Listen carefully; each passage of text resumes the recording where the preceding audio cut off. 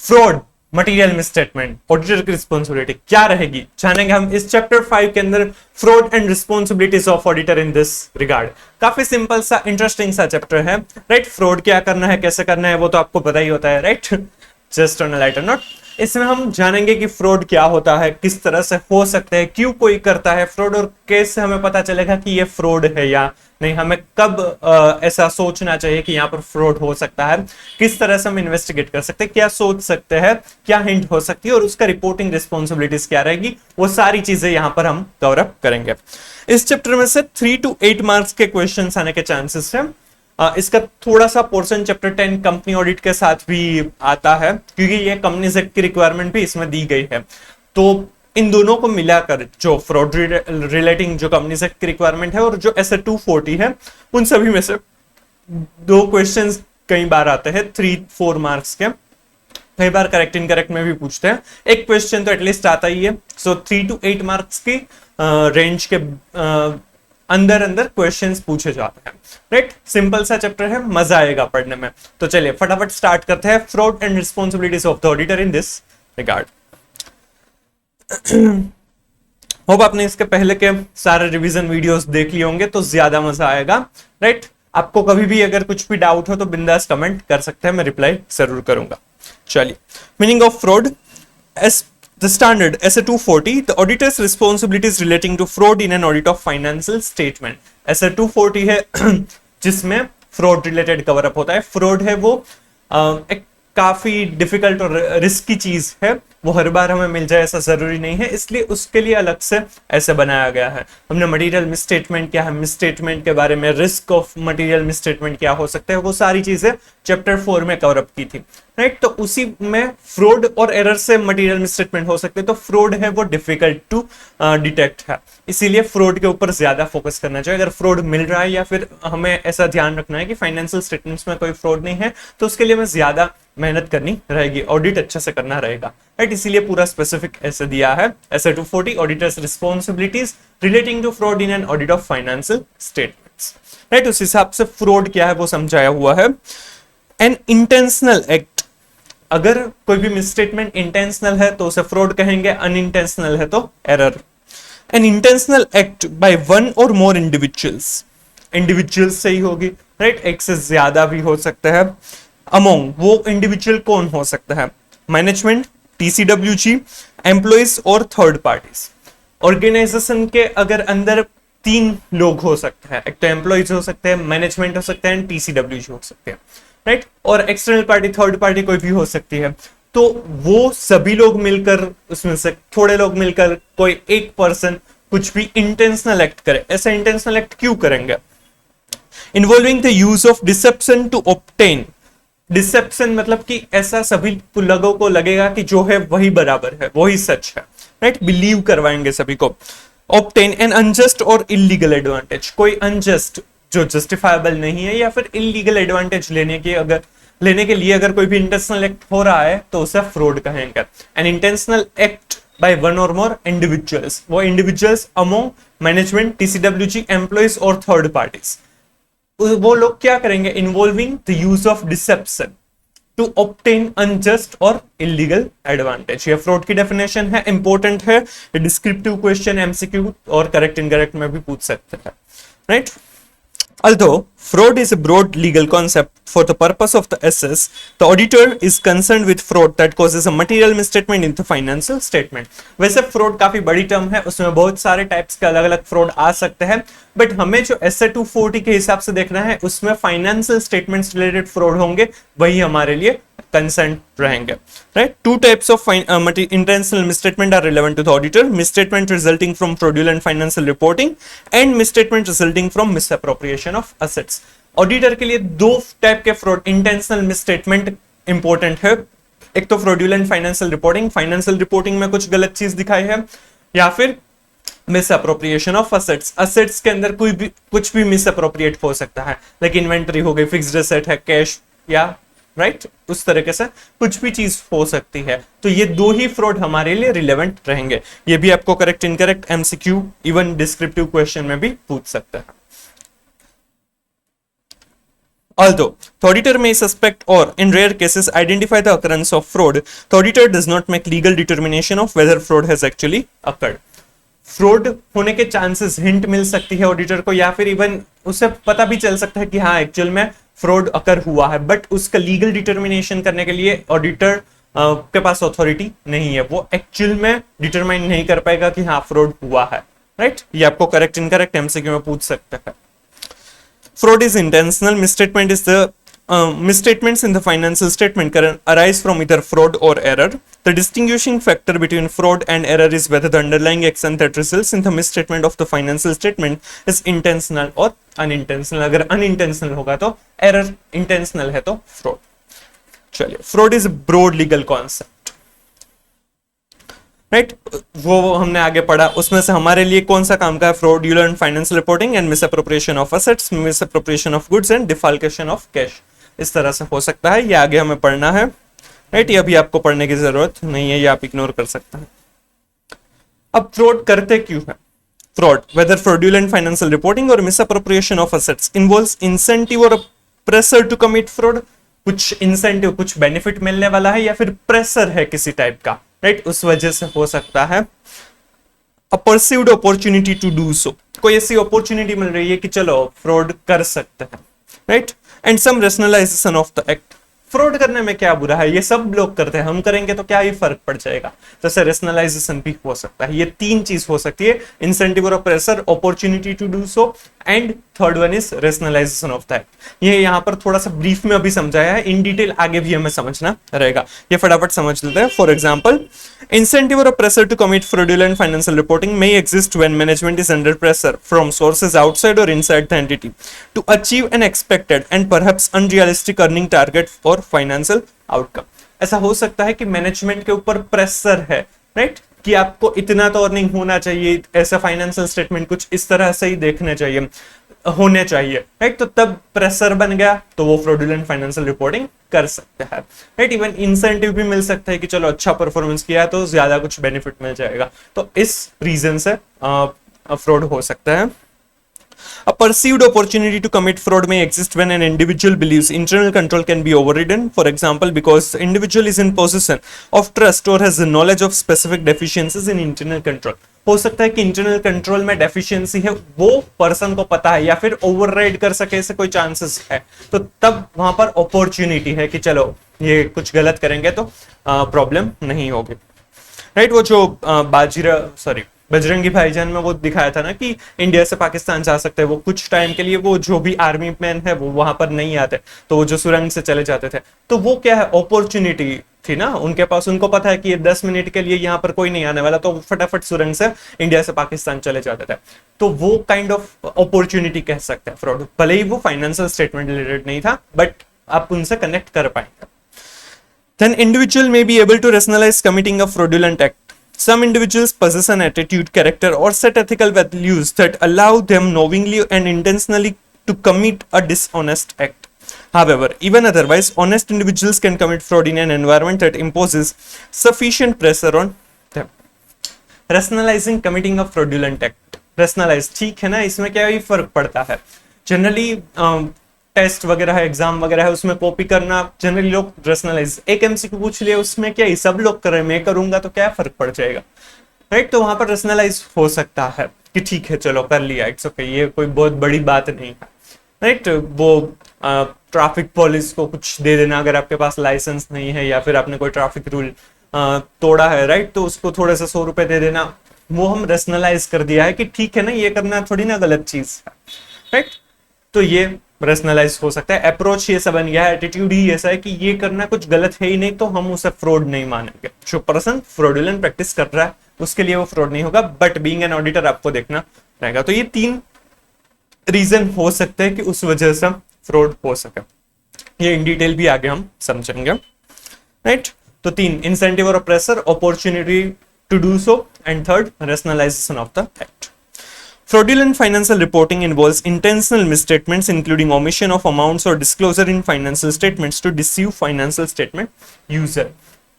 Financial fraudulent financial reporting किस तरह से हो सकती है कि इंटेंशनल ओमिशन, जो चीज दिखानी चाहिए वो नहीं दिखा रहे हैं, राइट, या फिर अमाउंट को कुछ अलग तरीके से प्रेजेंट कर रहे हैं, कुछ अलग ही दिखा रहे हैं, तो इस तरह से हो सकता है। फ्रॉडुलेंट फाइनेंशियल रिपोर्टिंग में B accomplished through manipulation, falsification, including forgery or alteration, misrepresentation or intentional omission, intentional misapplication of accounting principles। तीन तरीके से हो सकता है, एक तो मैनिपुलेशन, फॉल्सिफिकेशन इंक्लूडिंग फोर्जरी और अल्ट्रेशन, सेकंड मिसरिप्रेजेंटेशन और intentional omission, and third misapplication of accounting policies. और ये भी कैसा, intentional. Manipulation, falsification, including forgery or alteration of accounting records or supporting documents for which financial statements are prepared. Manipulation of accounts. Detection of manipulation of accounts with a view to presenting a false state of affairs is a task requiring great tact and intelligence, because generally management personnel in higher management cadre are associated with this type of fraud, and this is presented in a methodical way. Generally जो financial statement को गलत तरीके से manipulate करना है वो higher management करेगा, क्योंकि उसमें टेक्ट और इंटेलिजेंस की रिक्वायरमेंट रहेगी, अदरवाइज तो ऑडिटर या फिर कोई और पर्सन है वो आराम से पकड़ लेगा, इसलिए वो अच्छी तरीके से किया जाता है, राइट। तो उसमें थोड़े से चतुराई की जरूरत पड़ेगी और वो अच्छे तरीके से किया जाएगा, मेथोडिकल वे में किया जाएगा। This type of fraud is generally committed. ये सारे फ्रॉड क्यों किए जाते हैं? To avoid incidence of income tax और other loss, other taxes, tax pay ना करना पड़े इसलिए हो सकता है। For declaring dividend when there are insufficient profit, dividend हमें डिक्लेयर करना है जब इनसफिशिएंट प्रॉफिट है, प्रॉफिट इनफ नहीं है बट डिविडेंड डिक्लेयर करना है क्योंकि उससे शेयर प्राइसेस बढ़ेंगे। To withhold declaration of dividend even when there is adequate profit, this is often done to manipulate the value of shares in stock market to make it possible for selected person to acquire shares at lower cost. Profit sufficient है फिर भी dividend declare नहीं करेंगे, ऐसा क्यों करेंगे? उससे क्या होगा कि शेयर मार्केट में जो शेयर्स की वैल्यू है वो डाउन हो जाएगी और जो सिलेक्टेड पर्सन है वो तब परचेस कर लेंगे और फिर शेयर्स की वैल्यू बढ़ जाएगी, तो उनको जो बेनिफिट है वो मिल पाएगा, राइट। बट ये अलाउड नहीं है, तो भी ऐसा कर सकते हैं, राइट। तो वही तो फ्रॉड होगा।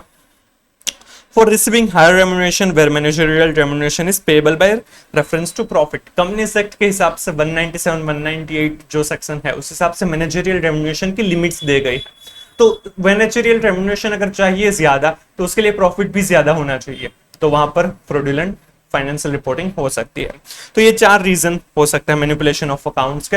एक तो इनकम टैक्स या फिर अदर टैक्सेस के इंसिडेंट्स को अवॉइड करना, second declaring dividend when there is no sufficient profit, third not declaring dividend when there is sufficient profit, and fourth to increase the managerial remuneration. ये पूछा हुआ है एक बार बट सिंपल है, आप याद रख सकते हैं।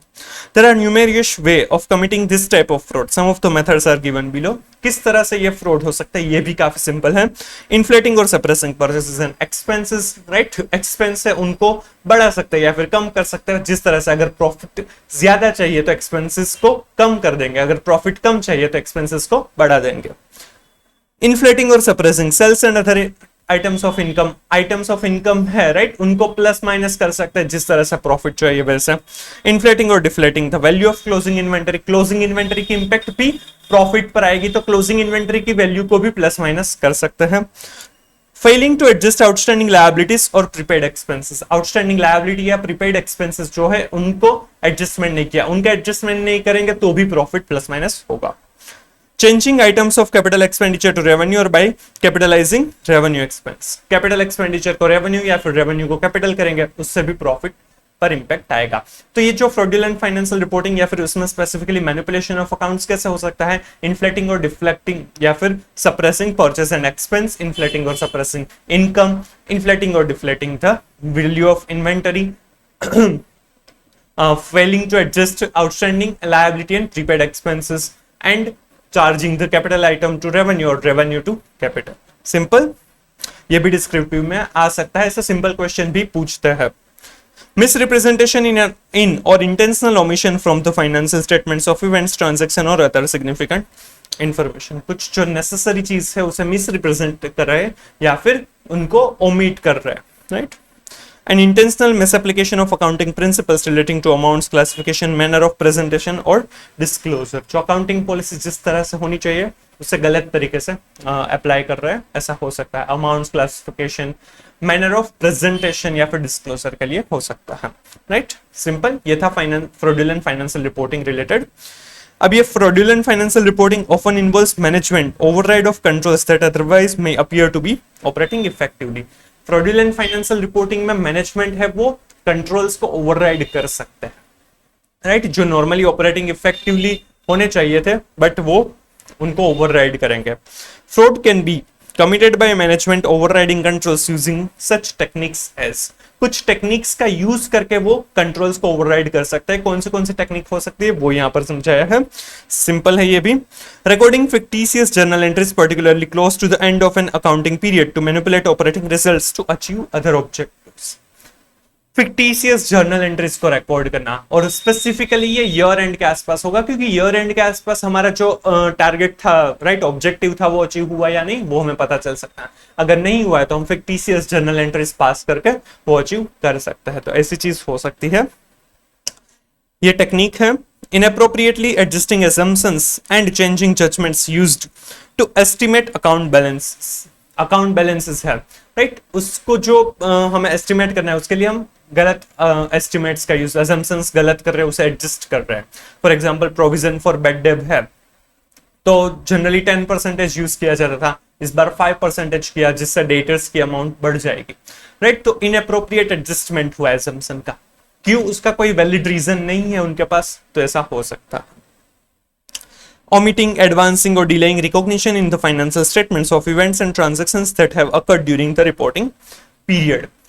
जो ट्रांजैक्शन ड्यूरिंग द पीरियड हुए हैं, राइट, उसे ओमिट कर रहे हैं, राइट, या फिर नेक्स्ट ईयर में हुए हैं उसे इस ईयर में रिकॉर्ड कर रहे हैं, या फिर इस साल के जो ट्रांजैक्शन है उसे डिले करके नेक्स्ट ईयर में रिकॉर्ड किया जा रहा है. तो ये चीज भी हो सकती है, इससे भी फ्रॉड हो सकता है. ओमिटिंग, एडवांसिंग और delaying recognition. Concealing or not disclosing the facts that could affect the amounts recorded in the financial statement. कुछ छुपा रहे हैं, कुछ डिस्क्लोज नहीं कर रहे हैं, राइट. तो वो चीज भी हो सकती है जिससे पता ना चले कि क्या कोई प्रॉब्लमेटिक या फिर ऐसे कोई इश्यूज है, कोई ऐसी मटेरियल इंफॉर्मेशन है जिससे शायद जो यूजर है उनका डिसीजन चेंज हो सके. तो ऐसी चीजें नहीं दिखा रहे, कंसील कर रहे या फिर डिस्क्लोज नहीं कर रहे.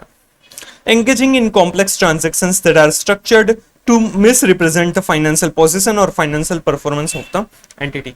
कुछ ऐसे कॉम्प्लेक्स ट्रांजैक्शंस में एंगेज हो रहे, कुछ ऐसे ट्रांजैक्शन स्ट्रक्चर कर रहे हैं, राइट, जिससे एक्चुअल फाइनेंशियल पोजीशन नहीं पता चले कि वो मिस रिप्रेजेंट होगी, राइट. फाइनेंशियल परफॉर्मेंस कुछ अलग ही दिखेगा, ऐसा हो सकता है. Altering records and the terms related to significant and unusual transactions. जो रिकॉर्ड्स और टर्म्स है, राइट, उसे अल्टर कर रहे हैं, उसमें कुछ चेंजेस कर रहे हैं, रिकॉर्ड्स को चेंजेस कर रहे हैं, राइट. ट्रांजैक्शन सिग्निफिकेंट और अनयूजुअल ट्रांजैक्शन है उसमें रिकॉर्ड्स टर्म्स को चेंज कर रहे हैं, ऐसा कुछ हो सकता है. तो यहाँ पर हमें वेरियस टेक्निक्स दी गई है कि जिससे मैनेजमेंट है वो कंट्रोल्स को ओवरराइड कर सकता है फ्रॉडुलेंट फाइनेंशियल रिपोर्टिंग के लिए. यहाँ पर 6 टेक्निक्स दी गई है. First, recording fictitious journal entries. Then second, inappropriately adjusting assumptions or changing judgments. Third, omitting, advancing or delaying the recognition of the transaction. Fourth, cancelling or not disclosing facts. Fifth, engaging in complex transactions. And sixth is the alteration of record and terms. Right? तो ये आपको descriptive question में पूछ सकते हैं, अच्छे से कीजिएगा. Why do management or employees commit fraud? What induces management employee to commit fraud? क्यों मैनेजमेंट या फिर एम्प्लॉय है वो फ्रॉड कर सकते हैं, राइट. ऐसी क्या चीज है कि जो फोर्स करती है मैनेजमेंट या employee to commit fraud, right. जो हमने आगे पढ़ा उसी का थोड़ा सा पार्ट यहाँ पर कह सकते हैं. Following are certain instances which will help to understand this question. Financial obligation और प्रेशर. कोई फाइनेंशियल ऑब्लिगेशन है, कोई पर्सनल ऑब्लिगेशन या प्रेशर है, उस वजह से हो सकता है. Managements unrealistic goals. मैनेजमेंट के अनरियलिस्टिक गोल्स है तो एम्प्लॉय अगर अचीव नहीं कर पाएंगे तो क्या करेंगे, कुछ फ्रॉडुलेंट फाइनेंशियल रिपोर्टिंग कर सकते हैं. डिससैटिस्फाइड एम्प्लॉयज और lack of motivation among employees. Dissatisfied है, उनको इनफ सैलरी नहीं मिल रही है, उनको काम से या फिर कल्चर से सेटिस्फेक्शन नहीं है, तब भी वो गलत कर सकता है. लैक ऑफ मोटिवेशन है तो ऐसा हो सकता है. Name game, for example management using power of authority by asking employees to do something illegal, name game, right, ये किसी और ने किया है, ये मेरा नहीं है, ब्लेम गेम वगैरह कुछ हो सकता है।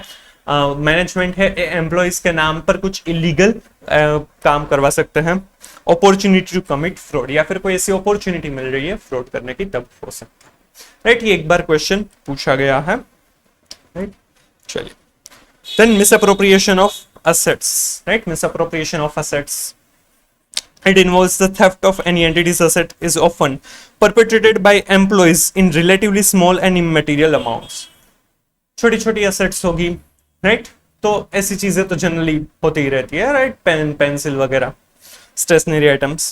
However, it can also involve management who are usually more able to disguise or conceal misappropriation in ways that are difficult to detect. But employees तो छोटी मोटी चोरी कर सकते हैं, बट मैनेजमेंट है वो बड़ी बड़ी चोरियां भी कर सकते हैं, मिसअप्रोप्रिएशन ऑफ गुड्स कर सकते हैं, राइट, और उससे डिटेक्ट करना भी काफी डिफिकल्ट हो सकता है। Misappropriation of assets can be accomplished in a variety of ways, including embezzling receipts. For example, misappropriating collection on accounts receivable and diverting receipts in respect of return of accounts to personal bank accounts. Embezzling receipt, जो receipt मिल रही है वो embezzle करेंगे, खुद के pocket में डाल देंगे, ऐसा हो सकता है। लाइक यहाँ पर एग्जांपल दिया है कि कोई जिसका जो डेटा था उसका अकाउंट हमने बेड डेट से के हिसाब से राइट ऑफ कर दिया है, और उसके पास से जो पैसे मिल रहे हैं वो मैनेजमेंट अपने पॉकेट में, अपने बैंक अकाउंट में डाल रहा है, instead of bed date recovery की एंट्री करने की जगह पर वो अपने पॉकेट में, अपने बैंक अकाउंट में क्रेडिट करवा रहा है। तो ऐसा हो सकता है, ये एम्बेजलिंग ऑफ रिसिप्ट्स है, क्योंकि बेड डेट कर दिया है तो किसी को पता भी नहीं चलेगा, क्योंकि उसकी तो अब अकाउंट ही हमने राइट ऑफ कर दिया है, तो वो अब अकाउंट ही नहीं होगा। सेकंड, स्टीलिंग फिजिकल एसेट्स और intellectual property, for example stealing inventory for personal use और for sale, stealing scrap for resale, colluding with competitor by disclosing technological data in return for payment. हो सकता है कि inventory या कोई भी fixed asset है वो सेल करने के पर्पस से वो चोरी करके जाए, या फिर स्क्रैप को रीसेल करने के लिए, या फिर इवन जो कॉम्पिटिटर को कोई डेटा, इंटेलेक्चुअल प्रॉपर्टी है, उनको चोरी करके वो कॉम्पिटिटर को कोई डेटा दे दे, तो वो भी मिसअप्रोप्रिएशन ऑफ एसेट करना कंसिडर किया जाएगा। Causing an entity to pay for goods and services not received. For example, payment to fictitious vendors, kickbacks paid by vendors to the entity's purchasing agents in return for inflating prices, payment to fictitious employees, etc. Entity को जो goods या service actual में receive नहीं की है उसके लिए payment करवाना, फिक्टिशियस वेंडर्स को पेमेंट करवाना, वो एक्चुअल में फिक्टिशियस वेंडर्स होंगे तो नहीं, राइट। तो पेमेंट एंटिटी है वो वेंडर्स को करेगी, बट वो वेंडर्स का एक्चुअल बैंक अकाउंट में से किसको जाएगा? मैनेजमेंट या फिर जो भी फ्रॉड कर रहा है उनके ही पॉकेट्स में जाएगा, राइट। तो इस तरह से हो सकता है। या फिर किकबैक्स मतलब काइंड ऑफ जो करप्शन कर रहा है, राइट, कि हो सकता है कि जो पर्सन के पास से एंटिटी के एम्प्लॉइज परचेस कर रहे हैं, सप्लायर जो भी है, तो एंटिटी के जो एम्प्लॉइज है उनको सप्लायर है वो ज्यादा पैसे दे रहे हैं, कुछ गिफ्ट्स वगैरह दे रहे हैं, कि जिसकी वजह से वो इन्फ्लेटेड प्राइस पर भी परचेस कर रहे हैं, तो एंटिटी को है वो ज्यादा पेमेंट करना पड़ेगा, ऐसा हो सकता है, राइट। या फिर फिक्टिशियस एम्प्लॉइज को पेमेंट करना, राइट, ऐसी चीजें भी हो सकती है। Using an entity's assets for personal use, for example using the entity's assets as a collateral for a personal loan और a loan to a related party. Entity की कोई असेट है, राइट, उनको पर्सनल यूज के लिए personal use करना उसको, for example entity की असेट को एज ए कोलैटरल रखना अपनी लोन के लिए, राइट। ये काफी डिफिकल्ट चीज है बट हो सकती है। तो ये फ्रॉड, मिसअप्रोप्रिएशन ऑफ असेट्स इस तरह से हो सकते हैं, ये एग्जांपल्स दिए हुए हैं, राइट। ये आपको डिस्क्रिप्टिव क्वेश्चन में पूछ सकता है। एम्बेजलमेंट ऑफ रिसिप्ट था, second stealing of assets, physical assets और intellectual properties, third one causing the entity to pay for goods and services which are not received, right, and fourth using an entity's assets for personal use। चलिए ये example एक बार पढ़ लीजिएगा। Misappropriation of assets is often accompanied by a false or misleading records or documents in order to conceal the fact that they are missing or have been pledged without proper authorizations। कोई भी अगर inventory या asset अगर मिसअप्रोप्रिएट हुई है तो उसके लिए डॉक्यूमेंट्स भी फॉल्स रिप्रेजेंट किए जाएंगे ताकि पता ना चले कि ये एक्चुअल में मिसअप्रोप्रिएट हुआ है। इवन जो ऑथराइजेशन के बिना प्लेज किए हुआ है तो विदाउट प्रॉपर ऑथराइजेशन एंटिटी की असेट्स को प्लेज कर दिया होगा कोई एम्प्लॉय, मैनेजमेंट वगैरह, तो ऐसा भी हो सकता है। इवन ये करेक्ट इनकरेक्ट में एक बार पूछा हुआ है इसमें विदाउट की जगह पर विथ दिया था। विथ प्रॉपर ऑथराइजेशन है तो वो फ्रॉड नहीं है ना, राइट। तो यहां पर क्या था, विदाउट आना चाहिए, उस तरह से करेक्ट इनकरेक्ट में ये पूछा गया है एक बार।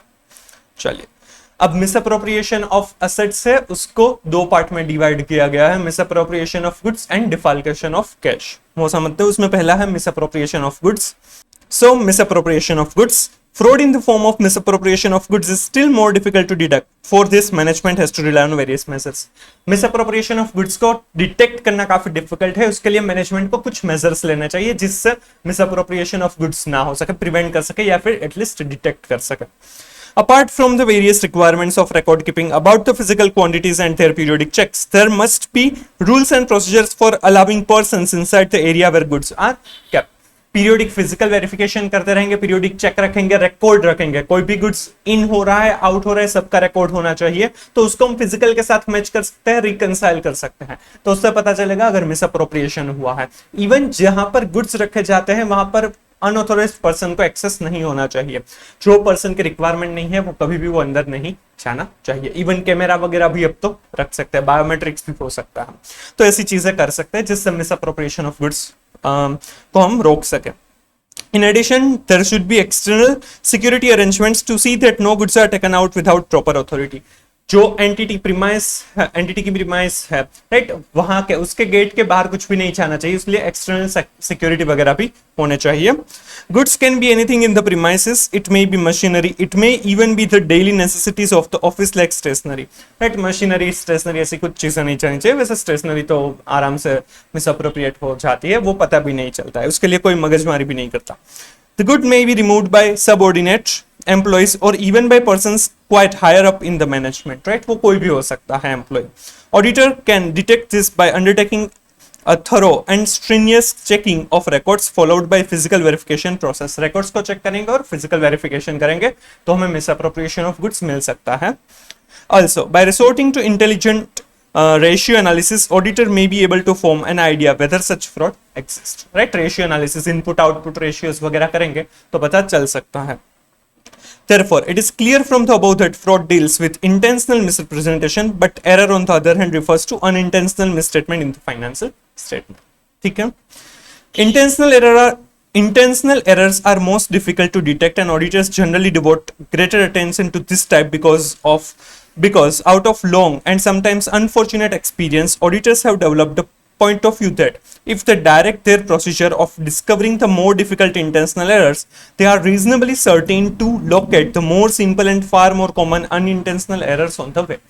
Generally अगर auditor है, राइट, वो अपना फोकस है वो इंटेंशनल एरर्स को फाइंड आउट करने के लिए लगाएगा, तो उसमें उनको जो अनइंटेंशनल एरर्स है वो तो अपने आप ही मिल जाएंगे, क्योंकि अनइंटेंशनल एरर्स है उनका पर्पस ही नहीं था कि कुछ गलत करे, राइट। तो वो क्लेरिकल एरर्स होगी तो वो इजीली मिल जाएगी, बट इंटेंशनल एरर्स को अगर हम ढूंढने की ट्राई करेंगे तो वो हमें अनइंटेंशनल एरर्स भी मिल जाएगी। तो फ्रॉड को ढूंढने के लिए ट्राई करेंगे तो हमें एरर्स मिल जाएगी, राइट। यही चीज यहां पर दी गई है, ये करेक्ट इनकरेक्ट एमसीक्यू में पूछ सकते हैं, काफी सिंपल है, right.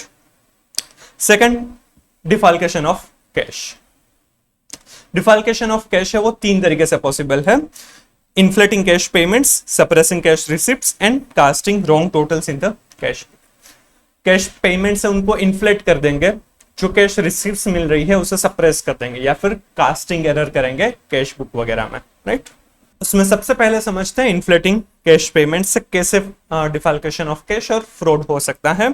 Examples of inflation of payments: making payments against fictitious vouchers, जो एक्चुअल में वाउचर्स नहीं है, फिक्टिशियस वाउचर्स है, खुद बनाए हैं, गलत बनाए हैं, उस वाउचर्स के सामने पेमेंट करवाएंगे, एंटिटी का पेमेंट करवाएंगे, मैनेजमेंट या एम्प्लॉइज जो ये फिक्टिशियस वाउचर्स बना रहे हैं उनको ये बेनिफिट होगा। Making payments against vouchers, the amounts whereof have been inflated, vouchers के सामने पेमेंट करवाए, वो वाउचर्स बराबर है, उसमें जो अमाउंट है वो इन्फ्लेट की गई है, right. Then manipulating totals of wages rolls either by including therein names of dummy workers or by inflating them in any other manner. Workers को जो पे कर रहे हैं, राइट, जो भी वेजेस पे कर रहे हैं उसमें डमी वर्कर्स को, फिक्टिशियस वर्कर्स को पे किया जा रहा है, या फिर कोई और तरीके से इन्फ्लेट कर रहे हैं, लाइक आवर्स बढ़ा दी या रेट बढ़ा दी, ऐसा कुछ हो सकता है, बट एक्चुअल में वर्कर को कुछ अलग ही अमाउंट पे की जाती है, जो बीच का डिफरेंस है वो जो पर्सन फ्रॉड कर रहा है वो अपने पॉकेट में। casting a larger total for petty cash expenditure and adjusting the excess in the totals of the detailed column so that cross totals show agreement. कुछ कैश बुक में टोटल्स अमाउंट्स में कुछ गलत तरीके से करना, पर हाँ एट द एंड वो सब कुछ क्रॉस मैच हो जाए उस तरह से कर सकते हैं. तो ये था इन्फ्लेटिंग कैश पेमेंट से डिस्क्रिप्टिव क्वेश्चन में पूछ सकते हैं, काफी सिंपल है, right. Then by suppressing cash receipts, few techniques of how receipts are suppressed are, first one is timing and lading. Timing and lading में क्या होगा कि फॉर एग्जाम्पल एक्स के पास से पैसे मिल रहे हैं, राइट, फॉर एग्जाम्पल रुपीज, उनके पास से जो आउटस्टैंडिंग थे वो 1000 रुपीज था और एक्चुअल में रिसीव हो रहे हैं हमें रुपीज 600, राइट. तो वो जो 600 रिसीव हुए हैं वो मैं अपने पॉकेट में रख लूंगा, राइट, वो मेरे पैसे. तो क्या होगा कि उसमें से जो बैलेंस बचेंगे ना, वो क्या होगा कि मैं अभी रिकॉर्ड कितना करूंगा, मैं एक्चुअल में जो रिकॉर्ड कर रहा हूं ना वो कितना करूंगा, 0 रुपीज रिसीव हुआ, राइट. और फिर यहां पर बैलेंस कितना आ जाएगा, रुपीज 1000 एज इट इज. फिर मुझे फॉर एग्जाम्पल वाई है, उसके पास से भी कुछ पैसे रिसीवेबल है, फॉर एग्जाम्पल उसके पास से 700 रुपीज रिसीवेबल है और उसके पास से एक्चुअल में रिसीव हुए हैं 500 रुपीज. तो 500 रुपीज रिसीव हुए तो मैं ये रिकॉर्ड करूंगा एक्स में रुपीज 500. तो अब इसका नेट कितना रिसीवेबल होगा, 500. और मैं यहाँ पर जो वाई है उसमें 0 रुपीज रिकॉर्ड करूंगा, तो यहाँ पर बैलेंस कितना होगा, 700 एज इट इज. फिर जेड है, तो जेड के पास से फॉर एग्जाम्पल 1500 रुपीज रिसीवेबल था, उनके पास से एक्चुअल में रिसीव हो रहे हैं मुझे 300 रुपीज. तो ये 300 में कहां पर रिकॉर्ड करूंगा, वाई के अकाउंट, और यहां पर कितना रिकॉर्ड करूंगा, 0. यहां पर नेट बैलेंस होगा 400 और यहां पर होगा 1500. उससे क्या होगा, तो ये जो 600 रिसीव हुए वो मैंने अपने अकाउंट में ले लिए पैसे, राइट, वो मैंने अपने पास रख लिए. फिर क्या किया, वाई के पास से जो पैसा है उसको मैंने एक्स के सामने राइट ऑफ सेट ऑफ किया. फिर जेड के पास से पैसा है उसको मैंने वाई के सामने किया. फिर यहाँ पर एबीसी के पास से आएंगे तो मैं जेड उस तरह से करता जाऊंगा, राइट. तो क्या होगा कि किसी भी एक डेटर का अकाउंट ना लॉन्ग टर्म के लिए आउटस्टैंडिंग नहीं रहेगा. इसमें पहले 1000 थे, अब 500 हो गए, तो चलो मैनेजमेंट को लगेगा कि हाँ चलो पैसे मिल रहे हैं. वाई के पहले 700 थे, अब 400 हो गए, तो चलो मिल रहे हैं. फिर किसी और के आएंगे तो उसको जेड के सामने मैं सेट ऑफ करूंगा. तो उससे क्या होगा कि किसी ना किसी डेटर का चलता रहेगा और कोई भी डेटर लॉन्ग टर्म के लिए आउटस्टैंडिंग नहीं रहेगा. और इसमें से बीच में से कुछ ऐसे पैसे मिलेंगे तो मैं अपने घर पे ले जाऊंगा. तो ये टीमिंग एंड लेडिंग हुआ, राइट, सप्रेसिंग कैश रिसीप्ट्स. तो चलिए वो पढ़ते हैं. Amount received from a customer being misappropriated. Also to prevent its detection, the money received from another customer subsequently being credited to the account of the customer who has paid earlier. मतलब क्या हुआ कि एक customer x के पास से जो पैसे मिले वो मिसअप्रोप्रिएट करेंगे और फिर दूसरे कस्टमर के पास से पैसे मिलेंगे तो वो जो अर्लियर कस्टमर था उसके सामने सेट ऑफ करेंगे. Similarly, money is received from the customer who has paid thereafter being credited to the account of the second customer, and such a practice is continued so that no one account is outstanding for payment for any length of time. मतलब जो उसके बाद मिला, Z मिला तो Z के पास से मिला वो मैंने Y के सामने, A के पास से मिलेगा तो Z के सामने, B के पास से मिलेगा तो A के सामने, और ये मैं कंटिन्यू करता रहूंगा प्रैक्टिस, जिससे कोई भी एक अकाउंट है वो लॉन्ग टर्म के लिए आउटस्टैंडिंग नहीं रहेगा. Which may lead the management to either send out a statement of account to him or communicate with him. मतलब उसके पास से पैसे मिल रहे तो फिर वो कोई कम्युनिकेट नहीं करेंगे तो कोई प्रॉब्लम नहीं होगा, राइट. ये होगा टीमिंग एंड लेडिंग. ये खुद अपने आप में डिस्क्रिप्टिव क्वेश्चन पूछ सकते हैं, बना सकते हैं, इवन करेक्ट इनकरेक्ट एमसीक्यू में भी पूछ सकते हैं. Then adjusting unauthorized or fictitious rebates, allowance, discounts, etc. to customer accounts and misappropriating amount paid by them. Fictitious discounts वगैरह दे रहे, एनटीटी के रिकॉर्ड्स में रिकॉर्ड करेंगे कि हाँ इनको डिस्काउंट वगैरह दिए हुए हैं, राइट, पर उनके पास कस्टमर को नहीं बताएंगे, इसलिए कस्टमर पूरे ही पेमेंट करेगा और वो जो रिबेट्स वगैरह के नाम पे जो भी अमाउंट कम की थी वो अपने अकाउंट में ले जाएंगे. Writing of as a debts in respect of such balances against which cash has already been received but has been misappropriated. किसी के पास से पैसे मिले हैं बट वो पैसे मिसअप्रोप्रिएट करेंगे और उसको बैड डेब राइट ऑफ कर देंगे. Not accounting for cash sales fully, cash sales पूरा नहीं दिखा रहे हैं. Not accounting for miscellaneous receipts, for example sale of scrap, quarters allotted to the employees etcetera. Miscellaneous receipts को मिसअप्रोप्रिएट कर रहे हैं. Writing down asset value in entity sorry entirely selling them subsequently and misappropriating the profits। Assets को पूरा ही right off कर रहे हैं और फिर बेच रहे हैं, और बेच रहे हैं उसमें से जो प्रॉफिट मिल रहा है उसे मिसअप्रोप्रिएट करेंगे। प्रॉफिट नहीं, एक्चुअल पूरी ही रिसिप्ट होगी वो मिसअप्रोप्रिएट हो जाएगी by casting wrong totals in the cash book. और थर्ड जो मेथड है डिफाल्केशन ऑफ कैश, उसमें कैश बुक है उसमें टोटल्स कास्टिंग ही गलत करेंगे, राइट। तो इस तरीके से डिफाल्केशन ऑफ कैश पॉसिबल है। एक तो inflating the cash payments, suppressing cash receipts and wrong total, wrong casting of cash book. ये जो था सप्रेसिंग द कैश रिसिप्ट्स था वो भी डिस्क्रिप्टिव क्वेश्चन में पूछ सकता है, राइट। सिंपल। चलिए, detection of fraud and error, duty of an auditor. कितनी रिस्पॉन्सिबिलिटी रहेगी, कितनी ड्यूटी रहेगी ऑडिटर की एरर्स और फ्रॉड्स को फाइंड आउट करने की। जनरली प्राइमरी रिस्पॉन्सिबिलिटी मैनेजमेंट और टीसीडब्ल्यूजी की रहेगी, उसके बाद ऑडिटर की रिस्पॉन्सिबिलिटी आएगी। एज पर ऐसे 240 तो auditors responsibility relating to fraud in an audit of financial statements, the primary responsibility for the prevention and detection of fraud rests with both TCWG and of the entity and management। primary responsibility TCWG और management की है। ये correct incorrect MCQ में पूछ सकते हैं। It is important that management with the oversight of TCWG plus a strong emphasis on fraud prevention। management है वो fraud को prevent कर सकता है, oversight of TCWG which may reduce opportunities for fraud to take place and fraud deterrence which could pursue individuals not to commit fraud because of the likelihood of detection and punishment। Management ऐसी procedure रख सकता है जिससे वो detect कर सके और उसके लिए पनिशमेंट भी मिले, तो शायद फ्रॉड को डिटर कर सकता है, रोक सकता है। This involves A commitment to creating a culture of honesty and ethical behavior which can be reinforced by an active oversight by TCWG। ये कब हो सकता है, हम क्रिएट करेंगे वैल्यूज, ऐसे कल्चर ऑफ ऑनेस्टी और एथिक्स पास ऑन करेंगे, राइट। कल्चर ही पूरा अच्छा होगा तो शायद ये हो सकता है। इसके लिए टीसीडब्ल्यूजी की भी हेल्प लगेगी, वो भी अच्छे से देखना चाहिए, उसे ओवरलुक करना है कि सब कुछ बराबर हो रहा है, ओवरसेट करना है। Broadly, the general principles laid down in the essay may be noted as under। ये जो सारे ही पॉइंट्स है उसमें से करेक्ट इनकरेक्ट एमसीक्यू बन सकते हैं, अच्छा से समझिएगा। An auditor conducting an audit in accordance with essay is responsible for obtaining reasonable assurance। हम reasonable assurance लेंगे, हम कभी भी absolute assurance नहीं ले सकते हैं क्योंकि इनहेरेंट लिमिटेशंस है, राइट, ऑडिट की। तो कुछ ना कुछ तो छूट ही जाएगा, ऑडिटर्स को कभी भी हम जीरो नहीं कर सकते। That the financial statements taken as a whole are free from material misstatement whether caused by the fraud or error। As described in essay 200, overall objectives of the independent auditor and conduct of an audit in accordance with SS owing to the inherent limitations of an audit। inherent limitations audit की जो हमने chapter 1 के part 1 में cover up की थी। There is an unavoidable risk that some material misstatements of the financial statements will not be detected। कुछ ना कुछ तो छूटने के chances है।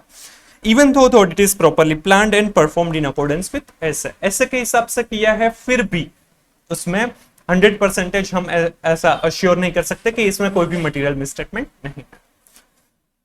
The risk of not detecting a material misstatement resulting from fraud is higher than the risk of not detecting one resulting from error। fraud को detect करना काफी डिफिकल्ट है, कंपैरेटिवली ज्यादा डिफिकल्ट है देन एरर। एरर अनइंटेंशनल है इसलिए वो मिल सकती है, क्लेरिकल एरर है इसलिए, राइट। बट फ्रॉड है वो इंटेंशनल है तो वो डिफिकल्ट है डिटेक्ट करना।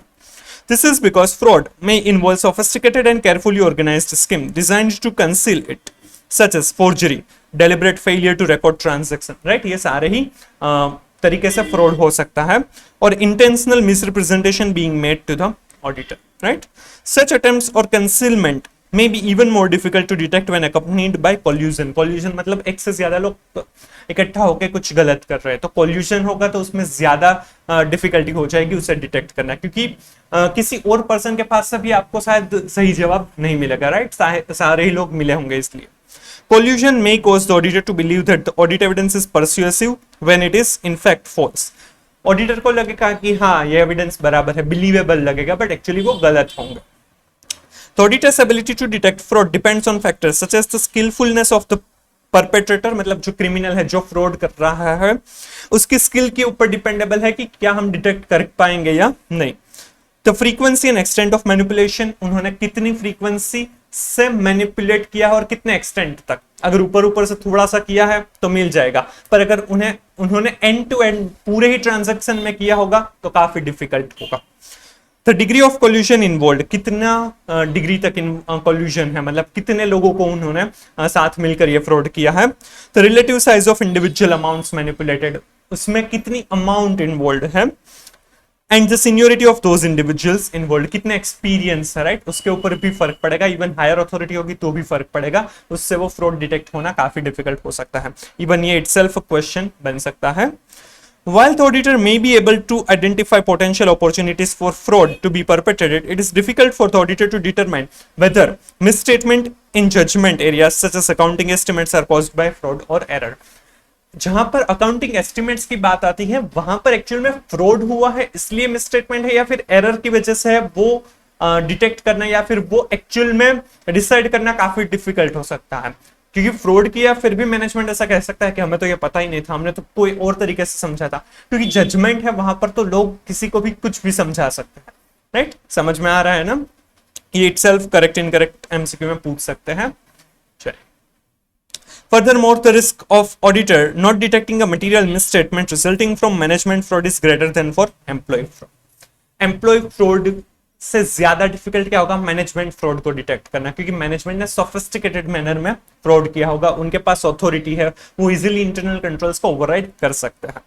Because management is frequently in possession or to directly or indirectly manipulate accounting records, present fraudulent financial information, or override control procedures designed to prevent similar frauds by other employees.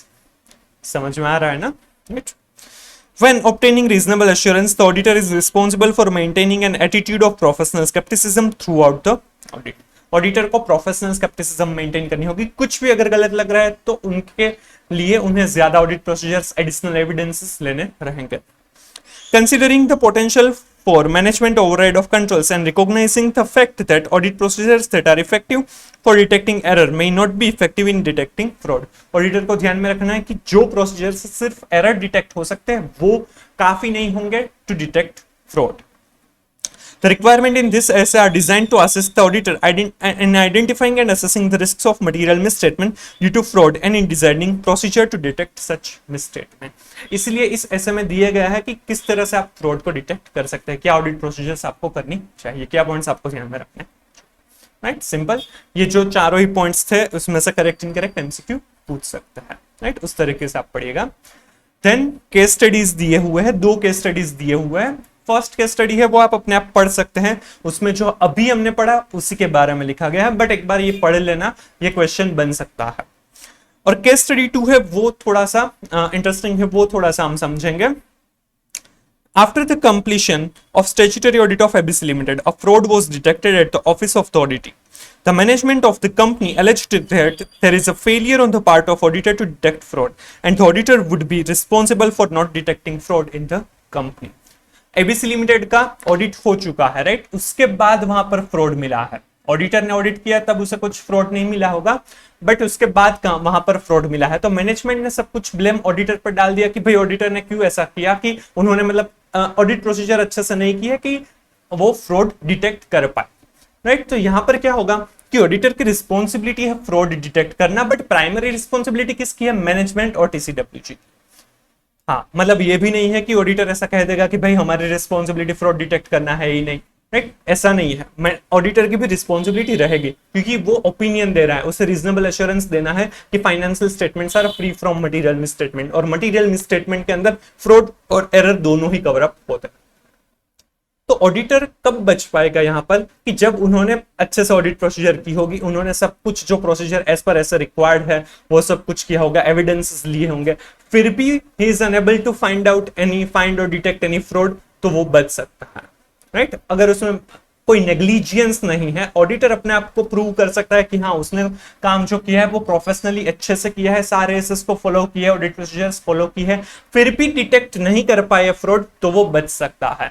But अगर कुछ भी चीज ऐसी है कि auditor ने कोई audit procedures नहीं की थी और उस वजह से वो फ्रॉड नहीं मिला, तो ऑडिटर के ऊपर ये चीज आ सकती है, उसकी रिस्पॉन्सिबिलिटी बनेगी, राइट। तो वो चीज वो आंसर यही दिया गया है, वो आपको एक बार पढ़ना रहेगा, ये पूरा ही क्वेश्चन बन सकता है, तो आप अच्छे से पढ़ लीजिएगा, राइट।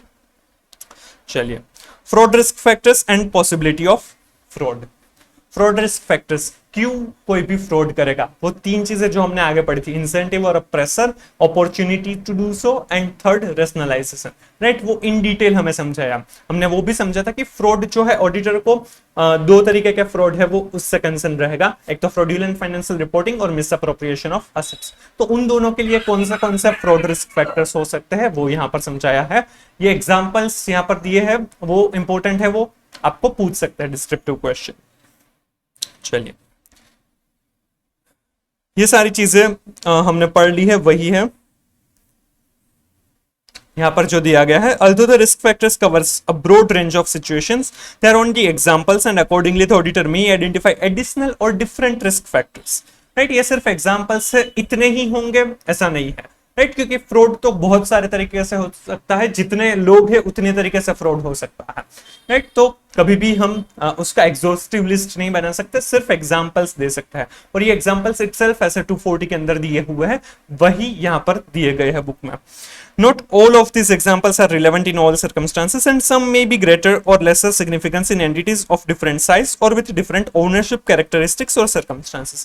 ये सभी एंटिटी में कुछ अलग अलग तरीके से इंपॉर्टेंस हो सकता है, रिलेवेंट हो सकते हैं, तो ऑडिटर को उस तरीके से कंसिडर करना रहेगा।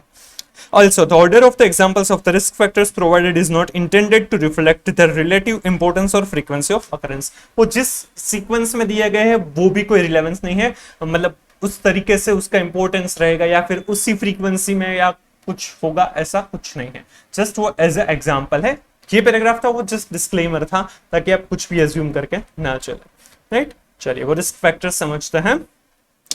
Risk factors relating to misstatement arising from fraudulent financial reporting. Fraudulent financial reporting के रिस्क फैक्टर्स क्या हो सकते हैं, उसमें सबसे पहले दिया है इंसेंटिव एंड प्रेशर्स।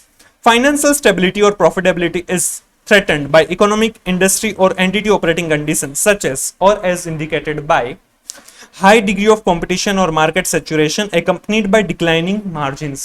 competition बहुत ज्यादा है, राइट, saturation point आ गया कि अब इससे ज्यादा ग्रोथ पॉसिबल नहीं है, राइट, और डिक्लाइनिंग मार्जिन्स, मार्जिन्स अब डिक्लाइन हो रहे हैं, राइट, प्रॉफिट कम हो रहा है, तो मैनेजमेंट के ऊपर प्रेशर हो सकता है कि भाई कुछ करो, परफॉर्म करो, राइट, तो फ्रॉड हो सकता है। High vulnerability to rapid changes such as changes in technology, product obsolescence और interest rates. काफी vulnerable हो गया है, बहुत जल्दी जल्दी सब कुछ चेंज हो रहा है, टेक्नोलॉजी में चेंज हो रहा है, प्रोडक्ट ऑब्सोलेट हो रही है, तब भी कुछ फ्रॉड हो सकता है कि चलो सेल्स बढ़ाना पड़ेगा। Significant declines in customer demand and increasing business failures in either the industry or overall economy. Customer की जो डिमांड है वो काफी डिक्लाइन हो रही है, बिजनेस फेलियर हो रहे हैं, पूरी इकोनॉमी या फिर इंडस्ट्री में हो रहा है, तब भी खुद को सर्वाइव करने के लिए भी ये हो सकता है। Operating losses making the threat of bankruptcy, foreclosure और हॉस्टाइल टेकओवर इमिनेंट। जो लॉसेस बहुत ज्यादा बढ़ रहे हैं उससे बैंकरप्ट हो सकते हैं, उनकी लायबिलिटीज बढ़ जाएगी एसेट्स से।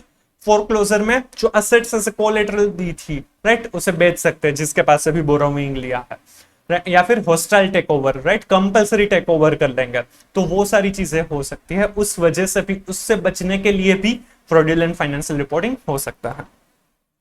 Recurring negative cash flows from operations और an inability to generate cash flows from operations while reporting earnings and earnings growth. Operating cash flows हो रहे हैं वो नेगेटिव हो रहे हैं, कैश आउटफ्लो ज्यादा है, इनफ्लो से, तो भी फ्रॉड करेंगे अच्छा बताने के लिए, राइट, वो कुछ गलत कर सकते हैं। न्यू अकाउंटिंग स्टैट्यूटरी और रेगुलेटरी रिक्वायरमेंट्स। कुछ अकाउंटिंग स्टैट्यूटरी या रेगुलेटरी रिक्वायरमेंट्स है वो ऐसी है कि जिस वजह से शायद यूजर है उसको कुछ अलग तरीके से, उसको शायद डिसीजंस चेंज हो जाएंगे, वो शायद नेगेटिव इंपैक्ट करेगा फाइनेंशियल स्टेटमेंट या फिर एंटिटी के ऑपरेशंस को, तो हो सकता है कि मैनेजमेंट है वो कुछ गलत तरीके से करे, राइट। ये थे इंसेंटिव और pressure. Then opportunities. Fraudulent financial reporting में क्या अपॉर्चुनिटीज हो सकती है, उसमें है significant related party transactions not in the ordinary course of business और with related entities not audited और audited by another firm. Related party transactions are always higher risk, right, वो उसमें सबसे ज्यादा रिस्क हो सकता है, क्योंकि कुछ गलत हो सकता है रिलेटेड पार्टी के साथ। तो रिलेटेड पार्टी ट्रांजैक्शंस है, राइट, वो ऑर्डिनरी कोर्स ऑफ बिजनेस में नहीं हुआ है, या फिर रिलेटेड पार्टी के रिलेटेड पार्टी है उनका ऑडिट नहीं हो रहा है। अगर ऑडिट हो रहा होगा तो भी कुछ गलत हुआ है, तो वहां से भी हम पकड़ सकते हैं। या फिर और कोई ऑडिटर ऑडिट कर रहा है, तो ऑडिटर ने किस तरह से ऑडिट किया होगा वो हमें पता नहीं होगा, तो वहां पर कुछ फ्रॉड हो सकते हैं। Then strong financial presence or ability to dominate a certain industry sector that allows the entity to dictate terms or conditions to suppliers or customers that may result in inappropriate or non-arm's length transaction। हो सकता है कि जिस entity का हम audit कर रहे हैं वो ऐसी डोमिनेटिंग पोजीशन पर है, तो वो कस्टमर सप्लायर के साथ उसके हिसाब से टर्म्स कंडीशंस डिसाइड करवाएगा, राइट। तो वहां पर भी कुछ गलत हो सकता है, अपॉर्चुनिटी है उसके पास। असेट्स, लायबिलिटीज, रेवेन्यूज और expenses based on significant estimates that involve subjective judgements और uncertainties that are difficult to corroborate. किसी भी फाइनेंशियल स्टेटमेंट के आइटम का वैल्यूएशन वगैरह जो भी है वो एस्टीमेट के बेसिस पर होता है, तो वो एस्टीमेट को कोरबोरेट करने के लिए कोई स्पेसिफिक सॉलिड एविडेंस नहीं मिल पाएगा, राइट। तो वहां पर भी कुछ गलत हो सकता है, वहां पर अपॉर्चुनिटी है कि हाँ ये भी सही है और दूसरा ऑप्शन भी सही है, तो कौन सा गलत है वो ऑडिटर को समझाना या फिर डिसाइड करना डिफिकल्ट हो सकता है। Significant, unusual or highly complex transaction, especially those close to period end that pose difficult substance over a form question, right। Highly complex transactions हुआ है, राइट, जिसको समझना सिग्निफिकेंट ट्रांजैक्शन हुआ है, राइट, या फिर अनयूजुअल ट्रांजैक्शन हुआ है, उसका सब्सटेंस ओवर फॉर्म काफी डिफिकल्ट हो जाता है, तो वहां पर भी कुछ गलत हो सकता है। Significant bank accounts or a subsidiary or a branch operation in tax haven jurisdictions for which there appears to be no clear business jurisdiction। Tax haven countries, tax haven jurisdictions जहां पर कोई भी टैक्स नहीं लगता है, right. तो ऐसी countries में अगर कोई भी ब्रांचेस है, कोई भी सब्सिडरी अगर वर्क कर रही है, तो वहां पर टैक्स इवेट कर सकता है, उसके लिए भी कुछ हो सकता है, तो ये अपॉर्चुनिटी बन जाएगी। ये अपॉर्चुनिटीज के एग्जांपल थे, राइट। ये जितने भी एग्जांपल्स है सब कुछ डिस्क्रिप्टिव क्वेश्चन में पूछ सकता है, तो ये आपको याद रखना पड़ेगा, समझने के लिए ये काफी इजी है। Attitudes and rationalisations, communication, implementation or support or enforcement of the entity's value or ethical standard by management, or the communication of inappropriate values or ethical standards that are not effective। या फिर values ethical standards कोई communicate नहीं हो रहा है, वो बराबर से कम्युनिकेट नहीं हुआ है, इंप्लीमेंट नहीं हुआ है, या फिर इंप्लीमेंट या कम्युनिकेट हुआ है वो गलत तरीके से हो रहा है, वो इफेक्टिव नहीं है, तो भी ये सब कुछ हो सकता है। Known history of violation of security law और अदर लॉज एंड रेगुलेशंस, पता है कि पहले भी ये सारे लॉ रेगुलेशन है उनको फॉलो नहीं किया था, तो अब भी करके क्या मिल जाएगा। Excessive interest by management in maintaining और increasing the entity's inventory price और अर्निंग ट्रेंड्स। मैनेजमेंट का ऐसा मानना है कि हमें इन्वेंटरी है, राइट, या फिर जो भी सेल वगैरह है उसे कुछ टारगेट लेवल या फिर जो भी हमारी लिमिट सेट की है वहां पर अचीव करना ही है, तो उसको गलत तरीके से भी अचीव करेंगे, राइट। तो वहां पर ऐसा एटीट्यूड बन जाएगा, ऐसा रेशनलाइज करेंगे कि ठीक है फ्रॉड करना भी चलेगा, बट हमें वो जो लिमिट है, राइट, वहां पर पहुंचना है। Management failing to remedy known significant deficiencies in internal control on a timely basis, जो भी इंटरनल कंट्रोल में डेफिशिएंसी है, राइट, उससे टाइमली बेसिस पर वो रिकवर नहीं करते, रेमेडियल स्टेप्स नहीं लेते, तो फिर बाद में कोई उसे ऐसे अपॉर्चुनिटी यूज कर सकता है, राइट। बट इंटरनल कंट्रोल अगर अभी ठीक नहीं कर रहे हैं तो कुछ गलत हो सकता है। An interest by management in employing inappropriate means to minimize reported earnings for tax motivated reasons। Tax motivated reasons की वजह से कुछ भी इनअप्रोप्रिएट तरीके से कुछ भी कर सकते हैं, राइट, उस करना अलाउड रहता है, मैनेजमेंट का ही इंटरेस्ट ऐसा है, तो ये हो सकता है। तो owner manager makes no distinction between personal and business transaction. Management है या ओनर है वो अपने पर्सनल ट्रांजैक्शन को भी बिजनेस में रिकॉर्ड करते हैं, तो भी वहां पर रेशनलाइज, ठीक है मैनेजमेंट ही कर रहा है तो हम करेंगे तो क्या ही फर्क पड़ जाएगा, राइट। तो ऐसा कुछ फ्रॉड हो सकता है। The relationship between management and the current and predecessor auditor is strained as exhibited by the following। Management और ऑडिटर के बीच की जो रिलेशन है वो खराब हो गई है किसी वजह से, तो वहां पर भी फ्रॉड हो सकता है। वो कैसे पता चलेगा वो यहां पर दिया हुआ है। Frequent disputes with the current and predecessor auditor on accounting, auditing और रिपोर्टिंग मैटर। फ्रीक्वेंटली उन दोनों के बीच में झगड़ा होता रहता है, राइट, कुछ ना कुछ डिस्प्यूट्स चलते रहते हैं। Unreasonable demands on the auditors such as unrealistic time constraint regarding the completion of the audit or the issuance of auditor's report। Unreasonable या अननेसेसरी प्रेशर किया जाता है ऑडिटर को कि भाई हमें ये टाइम के अंदर अंदर हमें ऑडिट रिपोर्ट चाहिए, फाइनेंशियल स्टेटमेंट फटाफट चेक करके दे दीजिए, वो सब कुछ कंप्लीट करने के लिए वो ज्यादा ही प्रेशर कर रहे हैं, तो कुछ गलत हो सकता है। And restriction on the auditor 13 appropriately limit access to people or information or the ability to communicate effectively with TCWG। Auditor के ऊपर रिस्ट्रिक्शंस है, राइट, एक्सेस नहीं मिल रहा है एम्प्लॉइज को एम्प्लॉइज के साथ कम्युनिकेट करने का, या फिर इंफॉर्मेशन नहीं मिल रही है, या फिर टीसीडब्ल्यूजी के साथ कम्युनिकेट नहीं करने दे रहे हैं, तो वहां पर भी फ्रॉड हो सकता है। डोमिनरिंग मैनेजमेंट बिहेवियर, डोमिनरिंग मतलब डोमिनेटिंग बिहेवियर है उनका, कि मैनेजमेंट जिस तरह से कहेगा उसी तरीके से आपको काम करना है। And dealing with the auditor, especially involving attempts to influence the scope of the auditor's work or the selection or continuance of a personnel assigned to or consulted on the audit engagement। Management का काफी dominating behaviour का, ये भाई ही audit करेंगे, engagement team में ये तो person आना ही चाहिए, स्कोप किस तरह से रहेगा वो सब कुछ मैनेजमेंट डिसाइड कर रहा है, तो वहां पर भी फ्रॉड हो सकता है, राइट। तो ये रेशनलाइजेशन और अप्रोच एटीट्यूड के एग्जांपल्स थे। Hope you are clear with it. आपको कभी भी कुछ भी डाउट हो तो आप बिंदास कमेंट कर दीजिएगा, राइट। तो चलिए आगे बढ़ते हैं। Then risk factors arising from misstatement arising from misappropriation of assets. Misappropriation of assets के रिस्क फैक्टर्स क्या हो सकते हैं, उसमें भी वही 3 रिस्क फैक्टर्स रहेंगे, इंसेंटिव और pressure, opportunity to do so, and third one is rationalization और एटीट्यूड्स, राइट। चलिए वो समझते हैं। Following are examples of risk factors relating to misstatements arising from misappropriation of assets. First one, incentive or pressure. Personal financial obligation may create pressure on management or employees with access to cash or other assets susceptible to theft to misappropriate those assets। Management या employees की खुद की कोई personal liabilities है, उनको fulfil करने के लिए, राइट, हो सकता है कि उनके पास जो एक्सेस है कैश या कोई और असेट का, तो उसे मिसअप्रोप्रिएट कर सकते हैं, वो थेफ्ट चोरी वगैरह कर सकते हैं। Adverse relationship between the entity and employees with access to cash or other assets susceptible to theft may motivate those employees to misappropriate those assets, right। एक तो एंटिटी और एम्प्लॉइज के बीच में एडवर्स रिलेशन हो तो भी ये हो सकता है, डिससेटिस्फाइड एम्प्लॉय है तो वो कुछ गलत कर सकता है, और उनके पास एक्सेस भी है कैश वगैरह का असेट का, तो वो कुछ गलत कर सकते हैं। For example, adverse relationship may be created by the following. किस रीजन से एडवर्स रिलेशनशिप क्रिएट हो सकती है? नोन और anticipated future employee layoffs, employee के लेऑफ्स करने वाले हैं और उन्हें लग रहा है कि शायद होगा, उसे भी निकाल देंगे, तो पहले से ही चलो सिक्योर कर ले। और वैसे भी अभी के टाइम पे बहुत सारे बड़ी बड़ी कंपनीज का ले ऑफ हो रहा है, तो आप समझ सकते हैं, राइट।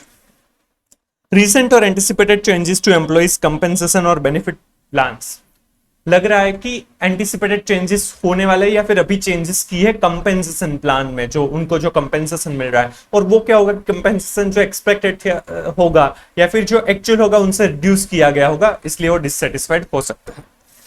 Then promotions, compensation और other rewards inconsistent with expectation, जो एम्प्लॉइज की एक्सपेक्टेशन है उनसे प्रमोशन, कंपेंसेशन, रिवॉर्ड्स जो भी है वो कम मिले हैं, राइट, इनकंसिस्टेंट है, तब भी ऐसा डिससेटिस्फाइड एम्प्लॉइज हो सकते हैं, तो वो कुछ मिसअप्रोप्रिएशन ऑफ गुड्स कर सकते हैं। चलिए, ये आपको डिस्क्रिप्टिव में पूछ सकते हैं, सिंपल है। चलिए, opportunities, certain characteristics or circumstances may increase the susceptibility of assets to misappropriation। For example, opportunities to misappropriate assets increase when there are following: large amount of cash on hand or processed। Opportunity कब मिल सकती है? जब large amount of cash on hand हो सकती है या फिर process करता है, तो उसमें से कुछ भी मिसअप्रोप्रिएट हो सकता है। Inventory items that are small in size और ऑफ हाई वैल्यू और in high demand, small in size है बट वैल्यू बहुत ज्यादा है या फिर डिमांड बहुत ज्यादा है, तो वो इजीली थेफ्ट हो सकती है, मिसअप्रोप्रिएट हो सकती है। Easily convertible assets such as bearer bonds, diamonds और कंप्यूटर चिप्स, कोई ऐसी चीज है कि जो इजीली आपको असेट में से आपको पैसे मिल सके, कन्वर्टेबल एसेट्स हो कि पता ना चले कि ये एसेट किसके नाम की थी, राइट, वहां पर हो सकता है। Fixed assets which are small in size, marketable और lacking observable identification of ownership, जहां पर मतलब ये ऊपर थी वही सारी चीजें, फिक्स्ड एसेट्स है, स्मॉल इन साइज है, मार्केटेबल है, इजीली आप सेल कर सकते हैं और उसकी ऑब्जर्वेबल आइडेंटिफिकेशन नहीं है कि इनके ओनर कौन होंगे, राइट, तो वो अपॉर्चुनिटी मिलेगी मिसअप्रोप्रिएशन ऑफ एसेट्स के लिए। ये भी डिस्क्रिप्टिव में आ सकता है। Inadequate internal control over assets may increase the susceptibility of misappropriation of those assets. For example, misappropriation of assets may occur because there is the following. Misappropriation of assets क्यों हो सकते हैं, right? वो यहाँ पर दिया है. Inadequate segregation of duties or independent checks. Segregation of duties नहीं है, मतलब सब कुछ हो सकता है कि एक ही पर्सन कर रहा है तो वो कुछ भी गलत करेगा तो आगे पकड़ा नहीं जाएगा. मेकर चेकर अगर होगा तो वहां पर पकड़े जाने के चांसेस रहेंगे. या फिर कोई इंडिपेंडेंट चेक नहीं है, जैसे मैंने मेकर चेकर का बोला, अगर मैं कुछ एंट्रीज पास कर रहा हूं, मैं कुछ अगर असेट को रख रहा हूं, राइट, तो उसका कोई अगर चेक भी करता होगा तो मुझे डर रहेगा कुछ गलत करने से पहले, राइट. और इवन अगर मैंने कोई मिसअप्रोप्रिएशन किया है तो वो मैं पकड़ा भी जाऊंगा, राइट. तो अगर इनएडिक्वेट चेक या फिर इंडिपेंडेंट चेक नहीं है या फिर सेग्रीगेशन ऑफ ड्यूटीज नहीं है तब ये हो सकता है.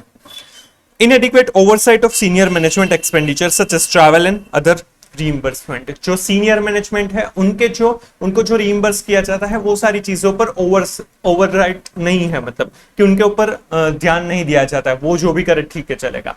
तो वो गलत या फिर ज्यादा अमाउंट भी स्पेंड कर सकते हैं, अननेसेसरी अमाउंट भी स्पेंड कर सकते हैं. Inadequate record keeping with respect to assets. Assets का रिकॉर्ड अच्छे से नहीं मेंटेन किया. अगर असेट्स इन आउट जो भी हो रही है उनकी मूवमेंट अगर अच्छे से रिकॉर्ड नहीं की है तो ऐसा हो सकता है कि हम फिजिकल वेरिफिकेशन करेंगे तो भी हम रिकंसाइल नहीं कर पाएंगे, क्योंकि हमें पता ही नहीं चलेगा कि एक्चुअल में क्या होनी चाहिए असेट्स और एक्चुअल में क्या रिकॉर्ड, एक्चुअल में रिकॉर्ड क्या हुई है और फिजिकली कौन सी अवेलेबल है. Inadequate system of authorization and approval of transaction, for example in purchasing. जो भी परचेस वगैरह है या फिर कोई भी ट्रांजैक्शन में ऑथोराइजेशन है वो बराबर तरीके से नहीं होता, अप्रूवल की कोई सिस्टम नहीं है. तो अप्रूवल या ऑथोराइजेशन नहीं है तो कोई भी पर्सन जो भी अपने लिए भी पर्सनल यूज के लिए भी कुछ भी मंगवा सकता है, ऐसी चीज हो सकती है. इनएडिक्वेट फिजिकल सेफगार्ड्स और कैश इन्वेस्टमेंट इन्वेंटरी और फिक्स्ड एसेट्स. कोई सेफगार्ड, फिजिकल सेफगार्ड नहीं है, लाइक सिक्योरिटी पर्सन हो सकता है, कैमरास हो सकते हैं, बायोमेट्रिक्स वगैरह हो गया, तो ऐसे इनएडिक्वेट सेफगार्ड्स नहीं होंगे तो भी ये सारी चीजें मिसअप्रोप्रिएट हो सकती है. Lack of complete and timely reconciliation of assets. Complete पूरा ही रिकंसिलिएशन नहीं होता, टाइमली नहीं होता. थोड़े थोड़े टाइम पे फ्रीक्वेंटली अगर आप फिजिकल वेरिफिकेशन करेंगे और उससे बुक्स ऑफ अकाउंट्स में जो रिकॉर्ड्स मेंटेन की है उनसे मैच करेंगे, रिकंसाइल करेंगे तो भी पता चल जाएगा कौन सी एसेट कम मिल रही है, डिफरेंसेस कहां पर आ रहे हैं, तो मिसअप्रोप्रिएशन ऑफ एसेट्स के हिंट मिल सकते हैं. Then lack of timely and appropriate documentation of transaction, for example credits for merchandise return. Timely और अप्रोप्रिएट डॉक्यूमेंटेशन नहीं हो रहा है, कोई भी गुड्स रिटर्न हुआ है तो उसका कोई डॉक्यूमेंटेशन वगैरह मेंटेन नहीं होगा तो क्या हो सकता है कि रिटर्न हो गया, सेल्स रिटर्न हुआ है, बट जो पर्सन सेल्स रिटर्न कर रहा है वो खुद अपने घर ले जा रहा है वो चीज, क्योंकि बुक्स में तो डॉक्यूमेंटेशन कुछ नहीं मेंटेन किया तो वो गलत हो सकता है.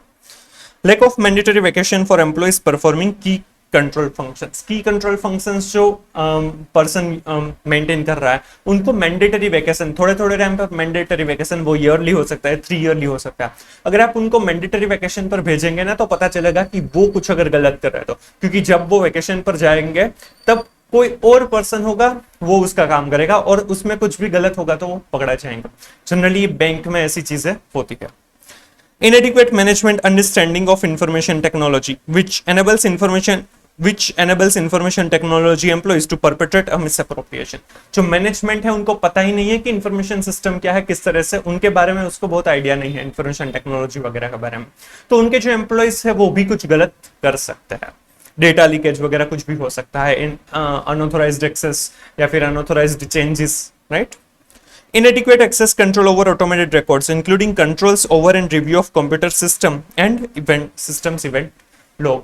एक्सेस कंट्रोल बराबर नहीं है, राइट, या फिर कोई भी लोग वगैरह नहीं रहता है, किसने क्या कुछ चेंजेस किए वो सारे बारे में कुछ भी रिकॉर्ड नहीं मिलता और रिव्यू भी नहीं किया जाता, तब भी कुछ गलत हो सकता है, राइट. तो ये सारे एग्जांपल्स थे कि मिसअप्रोप्रिएशन ऑफ एसेट्स किस तरह से हो सकता है. इंटरनल कंट्रोल्स बराबर नहीं होंगे तो ऐसी चीजें हो सकती है. तो यहाँ पर इनएडिक्वेट इंटरनल कंट्रोल कौन से हो सकते हैं वो दिया गया है, राइट. फर्स्ट क्या था, इनएडिक्वेट सेग्रीगेशन ऑफ ड्यूटीज या फिर independent check. Second, inadequate oversight of senior management expenses, right, तो जो रिइंबर्समेंट किए जाते हैं. Third, inadequate record keeping with respect to assets. Fourth, inadequate system of authorization and approval of transaction. Then inadequate physical safeguard of assets. Then lack of complete and timely reconciliation of assets. Then lack of timely and appropriate documentation of transaction. Lack of mandatory vacation for employees, inadequate management, understanding of information technology and inadequate access controls over automated records, right? ये आपको पूछ सकते हैं descriptive में, simple question है। चलिए, then attitudes and rationalization, third risk factor relating to the misappropriation of assets. Disregard for the need for monitoring or reducing risk related to misappropriation of assets, right? ऐसा risk है कि misappropriation of assets हो सकता है, उसे disregard किया जा रहा है। Disregard for internal control over misappropriation of assets by overriding existing controls or by failing to take appropriate remedial actions on known deficiencies in internal control. Internal control जो है उसे ओवरराइड कर रहे हैं, फिर भी उसे ध्यान में नहीं लिया जा रहा है, वो डिसरिगार्ड किया जा रहा है, या फिर पता है कि यहाँ पर डेफिशिएंसी है तो डेफिशिएंसी के लिए रेमेडियल एक्शंस नहीं लिए जा रहे, राइट? बिहेवियर इंडिकेटिंग डिस्प्लेजर और डिससेटिस्फैक्शन विद द एंटिटी और its treatment of the employee, employee का डिससेटिस्फैक्शन दिख रहा है, राइट? ऐसी इंडिकेशन मिल रहा है कि वो डिससेटिस्फाइड है, डिस्प्लेजर है, राइट? तो वो कुछ गलत कर सकते हैं, मतलब एम्प्लॉइज का फिर ऐसा एटीट्यूड हो जाएगा कि ये मैनेजमेंट हमारे बारे में नहीं सोच रहा है तो हम भी क्यों सोचे, और वो कुछ भी मिसअप्रोप्रिएट कर सकते हैं। चेंजेस इन बिहेवियर और lifestyle that may indicate assets have been misappropriated, कोई एम्प्लॉय की लाइफस्टाइल में चेंज हो गए, मतलब कि कोई पर्सन है, एम्प्लॉय है, उनकी सैलरी 15-20 हजार है, राइट, और वो आईफोन लेकर घूम रहा है, तो कुछ गलत हो सकता है। टॉलरेंस ऑफ पेटी थेफ्ट, छोटी मोटी चोरी की तो ठीक है जाने दिया, राइट, तो वहां से वो धीरे धीरे ज्यादा कुछ बड़ा कर सकता है, राइट, ये भी डिस्क्रिप्टिव में पूछ सकते हैं। चलो, राइट, तो ये थे risk factors relating to fraudulent financial reporting and misappropriation of assets. उसमें 3 इंसेंटिव और pressure, opportunity and third attitude और रेशनलाइजेशन। चलिए, अब circumstances relating to possibility of fraud, हमें कैसे पता चलेगा कि यहाँ पर फ्रॉड हो सकता है, ऐसी कौन से सर्कमस्टांसेस हो सकती है, क्या इंडिकेटर्स हो सकते हैं? The following are examples of circumstances that may indicate the possibility that the financial statement may contain a material misstatement resulting from fraud. यहाँ पर हमें 4 चीजें दी गई है, वो इन डिटेल समझते हैं। First one, discrepancies in accounting records including, accounting records में कोई भी डिस्क्रिपेंसी है तो हो सकता है कि वहां पर पॉसिबिलिटी ऑफ फ्रॉड है। यहाँ पर जो ये चारों ही रीजंस दिए गए हैं एग्जाम्पल के तौर पे, तो वो चारों में से डिस्क्रिप्टिव क्वेश्चन पूछ सकता है, आपको एग्जांपल्स पूछ सकते हैं। Transactions that are not recorded in a complete and timely manner or are improperly recorded as to amount, accounting period, classification और entity policy. Transactions है वो टाइमली मैनर में कंप्लीटली रिकॉर्ड नहीं हो रहा है, राइट, या फिर वो रिकॉर्ड हो रहा है बट वो इम्प्रॉपरली रिकॉर्ड हो रहा है, अमाउंट गलत है या फिर और कोई डिटेल गलत है, गलत पीरियड में गलत क्लासिफिकेशन हो रहा है, एनडीटी के पॉलिसी के हिसाब से रिकॉर्ड नहीं हो रहा है, तो वहां पर चांस है कि फ्रॉड हो सकता है। बट ये तो 2-4 ट्रांजेक्शन में अगर आपको मिलेगा ना, तो आप एरर भी हो सकती है और फ्रॉड भी हो सकता है। अगर आपको ऐसी चीज कोई मिल रही है तो आपको अपना एक्सटेंट बढ़ाना पड़ेगा, दूसरी ऑडिट प्रोसीजर करनी पड़ेगी, उससे अगर उसका एक्सटेंट बहुत ज्यादा बढ़ रहा है या फिर कोई ऐसे इंडिकेशन सेम पर्सन जो एंट्री कर रहा है उसमें गलत हो रहा है या फिर सेम वेंडर का है या फिर सेम टाइप ऑफ ब्रांच में से ऐसा कुछ गलत हो रहा है, तो वहां पर इंडिकेशन ऑफ फ्रॉड हो सकता है। अनसपोर्टेड और अनऑथोराइज्ड बैलेंस और ट्रांजैक्शन या फिर बैलेंस है वो अनसपोर्टेड या अनऑथोराइज्ड है, किसी ने ऑथोराइज भी नहीं किया, उसका सपोर्टिंग भी अवेलेबल नहीं है, तो वो गलत हो सकता है। बट हाँ, 1-2 चीजों में अगर ऐसा मिल रहा है ना, तो आप नहीं कह सकते कि यहाँ पर फ्रॉड ही है, आपको उसके लिए इन डिटेल जाना पड़ेगा, आपको डिगिंग करना पड़ेगा, ज्यादा एनालाइज करना पड़ेगा, तभी आप कह सकते हैं कि यहाँ पर फ्रॉड है। Last minute adjustment that significantly affect financial result, last minute पर जब फाइनेंशियल स्टेटमेंट्स फाइनल होने ही वाले थे, राइट, वो सब कुछ बन गए थे, फिर उसमें कुछ चेंजेस कर रहे हैं, एडजस्टमेंट्स कर रहे हैं, तो वो गलत हो सकते हैं। Evidence of employees access to system and records inconsistent with the necessary to perform their authorised duties, employees के पास जो एक्सेस है सिस्टम का, वो उनकी जो ड्यूटीज है उनसे कुछ अलग है, मतलब परचेस वाले पर्सन को सेल्स के राइट्स दिए गए हैं तो वो गलत है, वो गलत कर सकता है, राइट। टिप्स और complaints to the auditor about alleged fraud, किसी ने ऑडिटर को बताया है कि यह टिप्स या कंप्लेंट्स दी गई है कि शायद यहां पर फ्रॉड हो सकता है, राइट, तो ये थे discrepancies in the accounting records, right. Then conflicting और missing evidence including missing documents, कोई भी डॉक्यूमेंट्स मिसिंग है या फिर सेम टाइप के डॉक्यूमेंट सेम टाइप के ट्रांजेक्शन में कुछ डॉक्यूमेंट्स मिसिंग है, तो कुछ गलत हो सकता है। Documents that appear to have been altered, right, आपको लग रहा है कि डॉक्यूमेंट्स में चेंजेस किए हैं, राइट, आपने अपने रिजल्ट्स में जिस तरह से चेंजेस करते थे ना, राइट, उसी तरह से अगर यहाँ पर भी कोई डॉक्यूमेंट्स में ऐसा लग रहा है कि कुछ अल्टरेशन किया हुआ है तो फ्रॉड होने के चांसेस है। Significant unexplained items on reconciliation, reconciliation किया तब कुछ ऐसी आइटम्स है कि जिसका एक्सप्लेनेशन नहीं है मैनेजमेंट के पास, तो वहां पर कुछ गलत हो सकता है।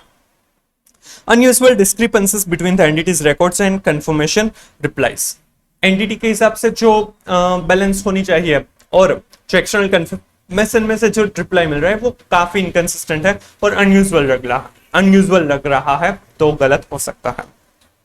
Large numbers of credit entries and other adjustments made to accounts receivable record. Accounts receivable में जनरली क्या होगा कि उसमें अगर हम सेल करेंगे तो डेबिट करेंगे, राइट, डेटर को। क्रेडिट कब होगा? जब उनके पास समय रिसिप्ट मिल रही है तब, राइट। तो बहुत सारे क्रेडिट एंट्रीज हो रही है, एडजस्टमेंट्स हो रहे हैं, तो कुछ गलत हो सकता है। रिसिप्ट मिल रही है देन इट्स फाइन, बट अगर कोई और रीजन से वहां पर एडजस्टमेंट्स हो रहे हैं तो भी कुछ गलत हो सकता है। Missing or non-existent cancelled check in circumstances where cancelled checks are ordinarily returned to the entity with the bank statement. जहां पर cancelled check होते हैं वो रिटर्न किए जाते हैं, तो वहां पर बहुत सारे ऐसे cancelled check हुए हैं बट वो मिसिंग है, राइट, तो भी कुछ गलत हो सकता है। मिसिंग इन्वेंटरी और physical assets of significant magnitude, जो सिग्निफिकेंट मैग्नीट्यूड है, जिसकी अमाउंट बहुत ज्यादा है, ऐसी एसेट या इन्वेंटरी है वो मिसिंग है। Unavailable or missing electronic evidence inconsistent with the entity's records, retention practices or policies. उनके प्रैक्टिस और पॉलिसीज है regarding the retention of the accounting records, right, उसमें अगर कोई मेजर या फिर इंपॉर्टेंट डॉक्यूमेंट्स है वो मिसिंग है इलेक्ट्रॉनिक फॉर्मेट में, मतलब स्कैन कॉपी हो सकती है या फिर सॉफ्ट कॉपी मिली है कोई भी आपको तो वो जो कॉपी अनअवेलेबल है तो भी कुछ गलत हो सकता है, राइट। ये था मिसिंग एविडेंस के बारे में। एग्जाम्पल से तो पूछ सकते हैं, ये एग्जाम्पल आप पढ़ लीजिएगा।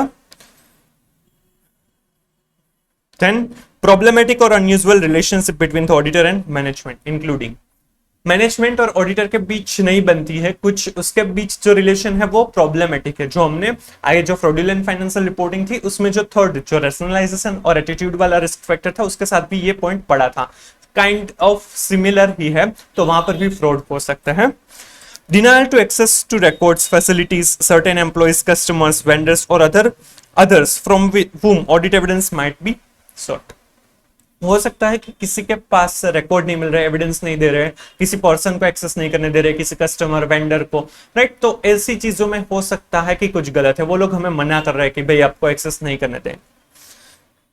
Undue time pressure imposed by management to resolve complex or contentious issues, कोई ऐसे कॉम्प्लेक्स कंटेशियस इश्यूज है, काफी प्रॉब्लमेटिक है, राइट, तो उसमें आपको टाइम नहीं दे रहे, फटाफट खत्म करो ऐसा बोल रहे हैं, तो चांसेस है कि कुछ गलत है, क्योंकि आपको वो फटाफट करवाएंगे तो हो सकता है कि आप अच्छे से काम ना कर पाए और आपको कुछ स्टेटमेंट ना मिले। Unusual delays by the entity in providing requested information, हमने कोई रिक्वेस्ट की है कि भाई ये इन्फॉर्मेशन दे दीजिए तो भी हम ऑडिट कर पाएंगे और उसमें डिले कर रहे हैं। अब डिले करेंगे तो क्या होगा कि हमारी तक टाइम लिमिट आ जाएगी कि चलो भाई अब हमें ऑडिट रिपोर्ट देना ही पड़ेगा, तो तब तक अगर हमें इन्फॉर्मेशन नहीं मिल रही है तो हम उनको देखे भी नहीं शायद अपना ओपिनियन दे देंगे, उनको ऐसा लग सकता है, तो वहां पर फ्रॉड हो सकता है। Unwillingness to facilitate auditor access to key electronic files for testing through to use of computer assisted audit techniques, वो हमें कोई इलेक्ट्रॉनिक फॉर्मेट में सॉफ्ट कॉपीज नहीं दे रहे हैं ताकि हम अपने कार्ड्स जो हमने ऑटोमेटेड एनवायरनमेंट में समझा था, राइट, कि हम ऑटोमेटेड कार्ड्स वगैरह है computer assisted audit techniques tools का यूज करके कुछ एनालिसिस कुछ प्रोसीजर्स हम कर सकते हैं, तो उसके लिए हमें वो इलेक्ट्रॉनिक डेटा फाइल्स अवेलेबल नहीं करवा रहे हैं, तो वहां पर हम चेक नहीं कर पाएंगे और हम कोई मिसस्टेटमेंट नहीं ढूंढ पाएंगे। फॉर एग्जाम्पल अगर आपको चेक करना है कि जो इन्वेंटरी है उनकी इन और आउट मूवमेंट और उसके हिसाब से क्लोजिंग इन्वेंटरी सब कुछ प्रोडक्शन का डेटा बराबर है या नहीं, तो आप फिजिकल कॉपी दे देंगे तो फिजिकल कॉपी से आप नहीं चेक कर पाएंगे क्योंकि क्वांटम बहुत ज्यादा हो सकता है, काफी डिफिकल्ट और टाइम कंज्यूमिंग चीज हो सकती है। आज के जमाने में वो पॉसिबल नहीं है, तो अब आपको क्या चाहिए होगा, सॉफ्ट कॉपीज, और सॉफ्ट कॉपीज नहीं देंगे तो आप वो चीज चेक नहीं कर पाएंगे, आप एनालिटिकल प्रोसीजर वगैरह नहीं कर पाएंगे, तो वहां पर आपको मिसस्टेटमेंट शायद नहीं मिलेगा, राइट, तो ऐसी कोई चीज हो सकती है, तो वहां पर फ्रॉड होने के चांसेस है। Denial of access to key IT operation staff and facilities including security operations and system development personnel, जो IT इंफॉर्मेशन टेक्नोलॉजी के पर्सन है, ऑपरेशंस जो कर रहे हैं उनसे हमें नहीं मिलने दे रहे, तो पता नहीं चलेगा कि आईटी में कौन से रिस्क हो सकते हैं, उनकी प्रोसीजर्स पॉलिसीज इंटरनल कंट्रोल्स क्या है, राइट, तो वहां पर भी कुछ गलत होने के चांसेस है। An unwillingness to add or revise disclosure in financial statements to make them more complete and understandable. जो फाइनेंशियल स्टेटमेंट में डिस्क्लोजर्स देने की जरूरत है जिससे वो फाइनेंशियल स्टेटमेंट ज्यादा अंडरस्टैंडेबल हो, राइट, ज्यादा अच्छे बन सके, वो देने से हमें मना कर रहे हैं कि हम तो ये नहीं डिस्क्लोज करेंगे, क्योंकि उनको डर हो सकता है कि उनके जो यूजर्स है वो कुछ अलग तरीके से सोचेंगे, right. An unwillingness to address identified deficiencies in internal control on a timely basis. हमने बताया कि भाई ये इंटरनल कंट्रोल में डेफिशिएंसीज है, बट वो लोग विलिंग नहीं है टू चेंज और to take remedial steps on a timely basis, तो वहां पर भी कुछ गलत हो सकता है.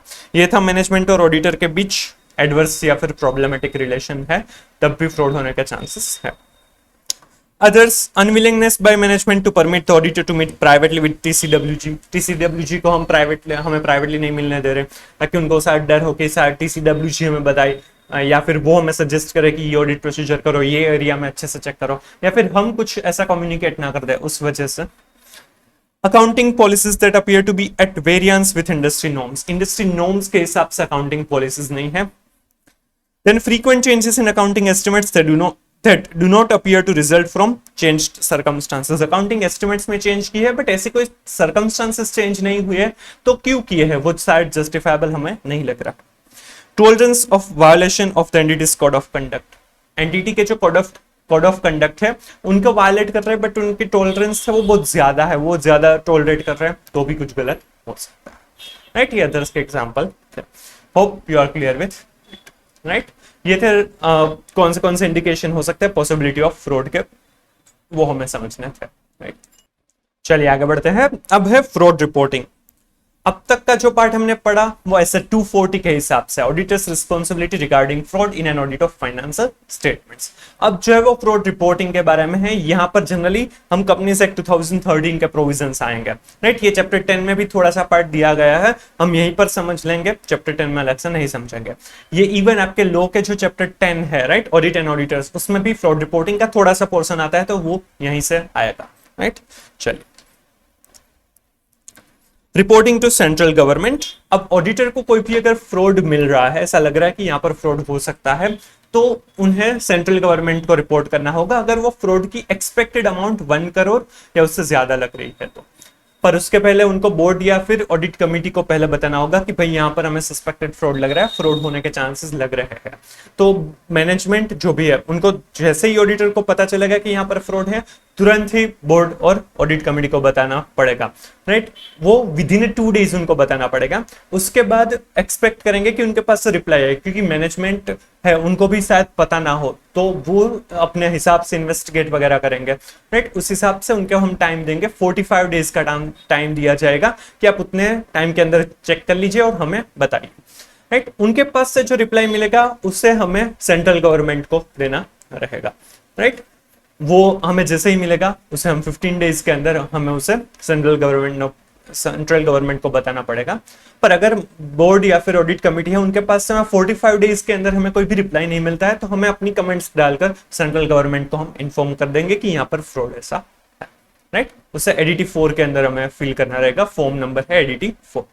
और अगर वो जो फ्रॉड मिला है वो 1 करोड़ से कम अमाउंट का लग रहा है, तब हम सिर्फ बोर्ड और ऑडिट कमेटी को इन्फॉर्म करेंगे, राइट. हमें विद इन 2 डेज उनको इन्फॉर्म करना रहेगा, राइट. फिर वो अपने बोर्ड रिपोर्ट में ये सारी चीजें डिस्क्लोज करेंगे कि किसने फ्रॉड किया हो सकता है, सस्पेक्टेड पर्सन कौन लग रहे हैं, अमाउंट कितनी अप्रोक्सीमेटली हो सकती है, उसके लिए क्या रेमेडियल एक्शंस लिए, वो सारी चीजें आएगी, राइट. तो ये फ्रॉड रिपोर्टिंग है, फटाफट समझते हैं.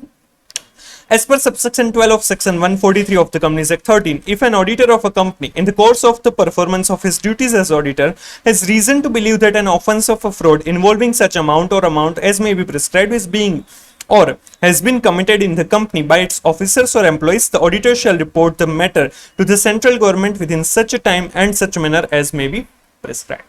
Right? कोई भी ऐसा लग रहा है कि offence of fraud हुआ है तो उसे सेंट्रल गवर्नमेंट को इन्फॉर्म करना रहेगा as prescribed. चलिए, एज प्रिस्क्राइब्ड मतलब वो रूल्स ऑफ कंपनीज रूल्स 2014 में दिए गए होंगे. In this regard, Rule 13 of the Companies Audit and Auditors Rules 2014 has been prescribed.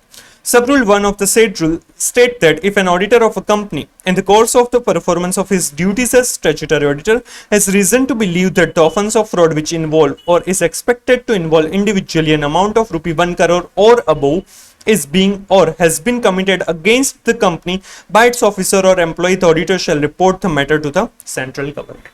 उन्हें सेंट्रल गवर्नमेंट को इन्फॉर्म करना होगा जब अमाउंट ऑफ फ्रॉड होगी वो ₹1 करोड़ और अबव होगी. किसने किया होगा? बाय ऑफिसर और एम्प्लॉइज, राइट, कंपनी के खिलाफ कोई भी फ्रॉड हुआ है. The manner of reporting.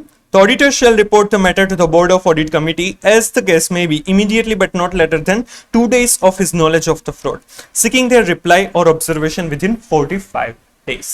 Auditor को immediately inform करना होगा but not later than 2 days. Within a 2 days उनको inform करना रहेगा और उनके पास reply या फिर observation लेने होंगे within a 45 days. Board या फिर audit committee को देंगे. ये जो statement है वो correct incorrect में एक बार पूछा हुआ है. On receipt of such reply or observation, the auditor shall forward his report and the reply or observation of the board of the audit committee along with his comments on such reply or observation of the board or the audit committee. Audit committee या फिर board ने जो reply दी है उनके ऊपर अपनी comment देकर to the central government within 15 days from the date of receipt of such reply or observation. मतलब 2 दिन के अंदर ऑडिटर बोर्ड या फिर ऑडिट कमेटी को इन्फॉर्म करेगा, उसमें रिप्लाई करेंगे बोर्ड और audit committee with in 45 days और उसके 15 डेज के अंदर ऑडिटर को अपनी कमेंट के साथ सेंट्रल गवर्नमेंट को इन्फॉर्म करना रहेगा. राइट, ये सब कुछ करेक्ट इनकरेक्ट एमसीक्यू में इवन डिस्क्रिप्टिव क्वेश्चन में पूछ सकते हैं. ये इंपॉर्टेंट टॉपिक है. In the case of the auditor fails to get any reply or observation from the board or the audit committee within the stipulated period of 45 days, he shall forward his report to the central government along with a note containing the details of his report that was earlier forwarded to the board or audit committee for which he has not received any reply or observation. उन्होंने जो अपना fraud के बारे में inform किया था board और audit committee को, उन्होंने अभी 45 डेज के अंदर कोई भी रिप्लाई नहीं किया, तो वो सारी चीजें सेंट्रल गवर्नमेंट को बतानी रहेगी. The report shall be sent to the Secretary, Ministry of Corporate Affairs in a sealed cover by registered post with acknowledgement due or by speed post followed by an email confirmation of the same. उसका acknowledgement मिलना चाहिए, उसके लिए speed post कर सकता है या फिर acknowledgement due करके भी भेज सकता है, even email भी भेजेंगे. The report shall be on the letterhead of the auditor containing postal address, email address and contact telephone number or mobile number and be signed by the auditor with his seal and shall indicate membership number. वो auditor के letter head के ऊपर ही आएगा, उसमें सारी contact details mention की जाएगी और वो साइन करेगा और अपना सील भी लगाएगा. The report shall be in the form of statement as specified in form ADT 4. ADT 4 में वो फिल किया जाए. राइट, ये प्रोसीजर आपको डिस्क्रिप्टिव में भी पूछ सकता है और करेक्ट इनकरेक्ट एमसीक्यू भी बन सकते हैं. चलो, reporting to the audit committee or board. Subsection 12 of section 143 of the Companies Act 13 further prescribes that in case of a fraud involving lesser than the specified amount, that is less than ₹1 crore, the auditor shall report the matter to the audit committee constituted under section 177 or to the board in other cases where within such time and in such manner as may be prescribed. अगर 1 करोड़ से कम की amount का fraud लग रहा है तब उसे board और ऑडिट कमेटी को इन्फॉर्म करना रहेगा. In this regard, sub rule 3 of rule 13 of the Companies Act, Companies Audit and Auditors Rules 14 states that in case of a fraud involving lesser than amount specified in sub rule 1, that is less than ₹1 crore, the auditor shall report the matter to audit committee constituted under section 177 or to the board immediately but not later than 2 days of his knowledge of the fraud, and he shall report the matter specifying the following: nature of fraud with description, approximate amount involved and parties involved. 3 चीजें देनी है: nature of fraud with description, approximate amount involve and parties involve. Right, ये चीजें audit committee या फिर board को inform करनी रहेगी. ये फर्स्ट पैराग्राफ आप इग्नोर करोगे तो चलेगा क्योंकि ये सारी चीजें यहां पर कवर हो रही है. Disclosure in the board's report. Subsection 12 of section 143 of the Companies Act furthermore prescribes that the companies whose auditors have reported frauds under subsection 12 the audit to the audit committee or the board but not reported to the CG, मतलब कि 1 करोड़ से कम का fraud है, shall disclose the details about such frauds in the board's report in such manner as may be prescribed. Sub rule 4 of 13 of rule 13 of the Companies Audit and Auditors Rules 14 states that the auditor is also required to disclose in the board's report the following details of each of the fraud reported to the audit committee or the board under sub rule 3 during the year: nature of fraud with description, approximate amount involved, parties involved if remedial actions not taken and remedial actions taken. Auditor है वो तीन चीजें क्या बताएगा, nature of fraud क्या है, approximate amount क्या है, और पार्टीज कौन सी हो सकती है। जबकि बोर्ड उसी के रिगार्डिंग बोर्ड्स रिपोर्ट में भी बताएगा, उसमें क्या होगा, nature of fraud, approximate amount involve, parties involve, अगर रेमेडियल एक्शंस नहीं लिए गए हैं, और अगर लिए गए हैं तो कौन सा रेमेडियल एक्शंस लिए गए हैं वो भी। राइट, ये ऑलरेडी 2 बार डिस्क्रिप्टिव क्वेश्चन में पूछ लिया है, सिंपल है, उसी की ये समरी है। वो आप अगर मेरे हिसाब से वो पूरा पैराग्राफ्स आपको एक बार पढ़ने चाहिए, क्योंकि उसमें से लिखने में ज्यादा हेल्पफुल होगा, बट आप लास्ट डे पर ये चार्ट भी रिवाइज कर सकते हैं।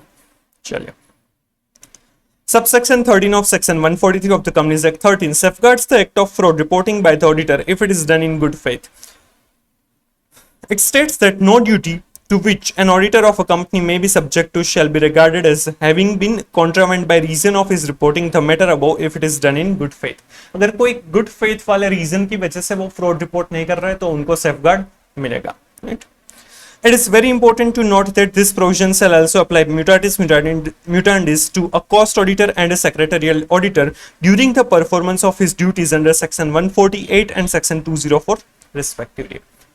जो यहाँ पर हमने प्रोविजन देखे 143 सबसेक्शन 12 वाले, राइट, वो एज इट इज एप्लीकेबल होंगे किसको, cost auditor as well as secretarial auditor को भी एप्लीकेबल होंगे। If any auditor, cost accountant or company secretary in practice does not comply with the provision of subsection 12, he shall, in a case of a listed company, be liable to a penalty of 5 lakh rupees and in case of any other company be liable to penalty of 1 lakh rupees. Penal provisions है, अगर cost auditor, auditor या फिर secretarial auditor जो भी है, right, company secretary है, वो ये फ्रॉड की रिस्पॉन्सिबिलिटी है, रिपोर्टिंग की रिस्पॉन्सिबिलिटी है, वो अगर फुलफिल नहीं करता है तो लिस्टेड कंपनीज में उन्हें 5 लाख रुपीस की फाइन लगेगा, और अगर अदर कंपनी है तो उसमें 1 लाख रुपीस का। ये आपको करेक्ट इनकरेक्ट एमसीक्यू में पूछ सकते हैं, ये लॉ के चैप्टर में भी पूछ सकते हैं। Reporting on frauds already detected and reported, auditor की क्या रिस्पॉन्सिबिलिटी होगी, अगर उनको कोई फ्रॉड मिल रहा है तब उसे रिपोर्ट करना रहेगा। ऑलरेडी कोई फ्रॉड रिपोर्ट हो गया है तो उसके बारे में उसे कुछ भी नहीं करना रहेगा, right. For example cost accountant ने या फिर कंपनी सेक्रेटरी ने ऑलरेडी ये फ्रॉड रिपोर्ट कर दिया है, या फिर मैनेजमेंट ने इवन अपने आप ये फ्रॉड ढूंढ लिया है, तब ऑडिटर की रिस्पॉन्सिबिलिटी नहीं है कि मैंने फ्रॉड ढूंढा और मैं रिपोर्ट करूं, तब उसकी रिस्पॉन्सिबिलिटी नहीं रहेगी। The auditor should apply professional skepticism to evaluate or verify that the fraud was indeed identified or detected in all aspects by the management or through the company's vigil or whistleblower mechanism, so that distinction can be clearly made with respect to frauds identified or detected due to matters raised by the auditor vis-a-vis those identified or detected by the company through its internal control mechanism. Auditor को ध्यान में रखना है कि कौन से frauds उन्होंने ढूंढे हैं और कौन सा फ्रॉड्स मैनेजमेंट ने अपने इंटरनल कंट्रोल प्रोसीजर से ढूंढे हैं, वो अलग होने चाहिए, क्योंकि खुद ने ढूंढे वही उसे रिपोर्ट करने रहेंगे। Since reporting on fraud under section 143 subsection 12 is required even by the cost auditor and the secretarial auditor of the company, it is possible that a suspected offense involving fraud may have been reported by them even before the auditor became aware of the fraud. Right, cost auditor या secretarial auditor ने पहले ही already वो fraud report कर दिया हो, auditor को पता चले उसके पहले भी हो सकता है। Here too, if a suspected offense of a fraud has already been reported under section 143 subsection 12 by such other person and the auditor becomes aware of such suspected offense involving fraud, he need not report the same since he has not per se identified the suspected offense of fraud. अगर उनको नहीं मिला है तो वो फिर उसे report करने, ऑडिटर को रिपोर्ट करने की जरूरत नहीं होगी, क्योंकि उसने खुद ने ढूंढा नहीं है। However, in case of a fraud which involves or is expected to involve individually an amount of ₹1 crore or more, the auditor should review the steps taken by the management or TCWG with respect to reported instance of suspected offense of fraud stated above. And if he is not satisfied with such steps, he should state the reasons for his dissatisfaction in writing and request the management or TCWG to perform additional procedure to enable the auditor to satisfy himself that the matter has been appropriately addressed. अगर उनके लिए अगर 1 करोड़ से ज्यादा का कोई fraud है तो उसके लिए क्या स्टेप्स लिए गए हैं वो ऑडिटर को समझना, चेक करना रहेगा, और अगर वो डिससेटिस्फाइड है तो वो रिटर्न में मैनेजमेंट और TCWG को इन्फॉर्म करेगा कि उसके क्या रीजंस है कि वो डिससेटिस्फाइड है। If the management or TCWG failed to undertake appropriate additional procedure within 45 days of his request, the auditor would need to evaluate if he should report the matter to CG in accordance with Rule 13 of the Companies Audit and Auditors Rules 2014. अगर वो satisfied नहीं है वो जो भी steps लिए गए हैं उनसे, और वो रिटर्न में टीसीडब्ल्यूजी और मैनेजमेंट को इन्फॉर्म करता है, बट मैनेजमेंट या टीसीडब्ल्यूजी फेल होती है, वो 45 डेज के अंदर कुछ भी रेमिडियल एक्शंस नहीं लेती है, तो ऑडिटर को शायद सेंट्रल गवर्नमेंट को इन्फॉर्म करना रहेगा, रिपोर्ट करना रहेगा, राइट। ये रिपोर्टिंग रिक्वायरमेंट थी सेंट्रल गवर्नमेंट को रिपोर्ट करने की, ये लॉ के चैप्टर में भी कवर अप होता है, राइट। यहां तक का जो फ्रॉड रिपोर्टिंग का पोर्शन था वो लॉ के चैप्टर में भी कवर अप होता है, तो उस तरीके से भी आप पढ़ सकते, सिंपल। और इवन ये जो हमने अभी पढ़ा कॉस्ट अकाउंटेंट वाला पार्ट, राइट, कॉस्ट अकाउंटेंट या सेक्रेटरियल ऑडिटर को ऑलरेडी ये फ्रॉड मिल गया है और उन्होंने रिपोर्ट किया, तो ऑडिटर की रिस्पॉन्सिबिलिटी नहीं है, ऐसा भी केस स्टडी एक बार पूछा गया, राइट। देन अब कारो की रिक्वायरमेंट है, कारो में रिपोर्ट करना रहेगा। कारो क्या है? Companies auditors report order 2020। ये इन डिटेल हम चैप्टर 10 में पढ़ने वाले हैं, राइट। पूरी कारो 2020 की इंपैक्ट क्या, उसका रिपोर्टिंग वगैरह रहेगा, वो सारी चीजें हैं। तो आई थिंक हम कारो 2020 के साथ ही उसे कवर अप करेंगे। चैप्टर 10 में कारो 2020 इन डिटेल दिया गया है, तो उसी की एक क्लोज है ये फ्रॉड रिपोर्टिंग की, तो वो उसके साथ समझेंगे तो ज्यादा समझ में आएगा, क्योंकि कारो क्या है और उसकी सब कुछ मैटर किस तरह से होता है, वो सब कुछ एक साथ पढ़ने में ज्यादा मजा आएगा। तो यहाँ पर जो पोर्शन है वो हम कारो 2020 के साथ कवर अप करेंगे। कारो 2020 काफी इंपॉर्टेंट है, उसमें से एक क्वेश्चन तो पूछते ही है, मतलब लास्ट जितने भी अटेम्प्ट्स देखे उसमें एक क्वेश्चन, डिस्क्रिप्टिव क्वेश्चन तो उसमें से पूछा ही है, इवन करेक्ट इनकरेक्ट भी उनके साथ पूछा है। तो कारो 2020 चैप्टर 10 के अंदर 10-12 पेज दिए गए हैं, तो उस 10-12 पेज के अंदर से 4 to 6 मार्क्स के क्वेश्चन पूछते ही हैं, तो वो हम अच्छे से पढ़ेंगे, तो उसके साथ ये कवर अप करेंगे, राइट। लास्ट टॉपिक जो इसमें है 5.26 page number, auditor unable to continue the engagement. Fraud मिला है तब ऑडिटर अगर unable to continue the engagement है तो क्या करना रहेगा?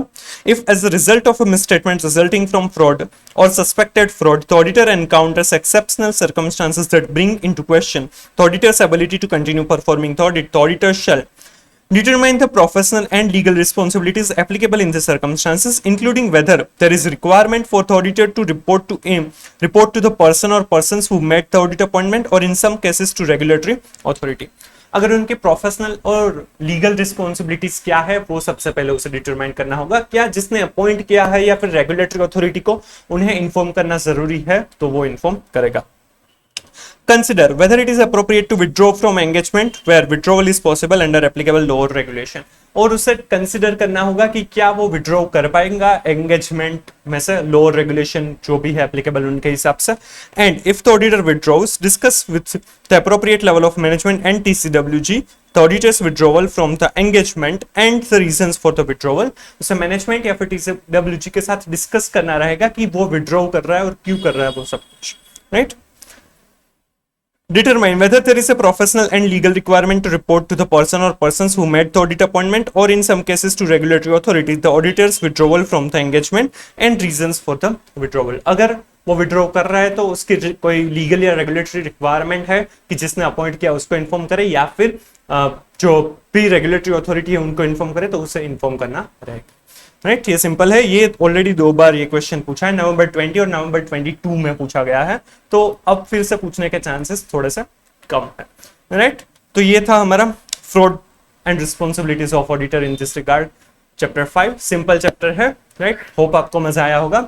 So please like and share the video, comment अगर आपको कुछ भी डाउट है, सजेशन, रिव्यूज कुछ भी आप बता सकते हैं, and please subscribe the channel. Next जो सेशन रहेगा उसमें हम चैप्टर 10 कवर अप करेंगे, राइट। हमारे मॉड्यूल 1 का पूरे ही सेशंस मैंने अपलोड कर दिए हैं, आपको मजा आ रहा होगा। Thank you so much.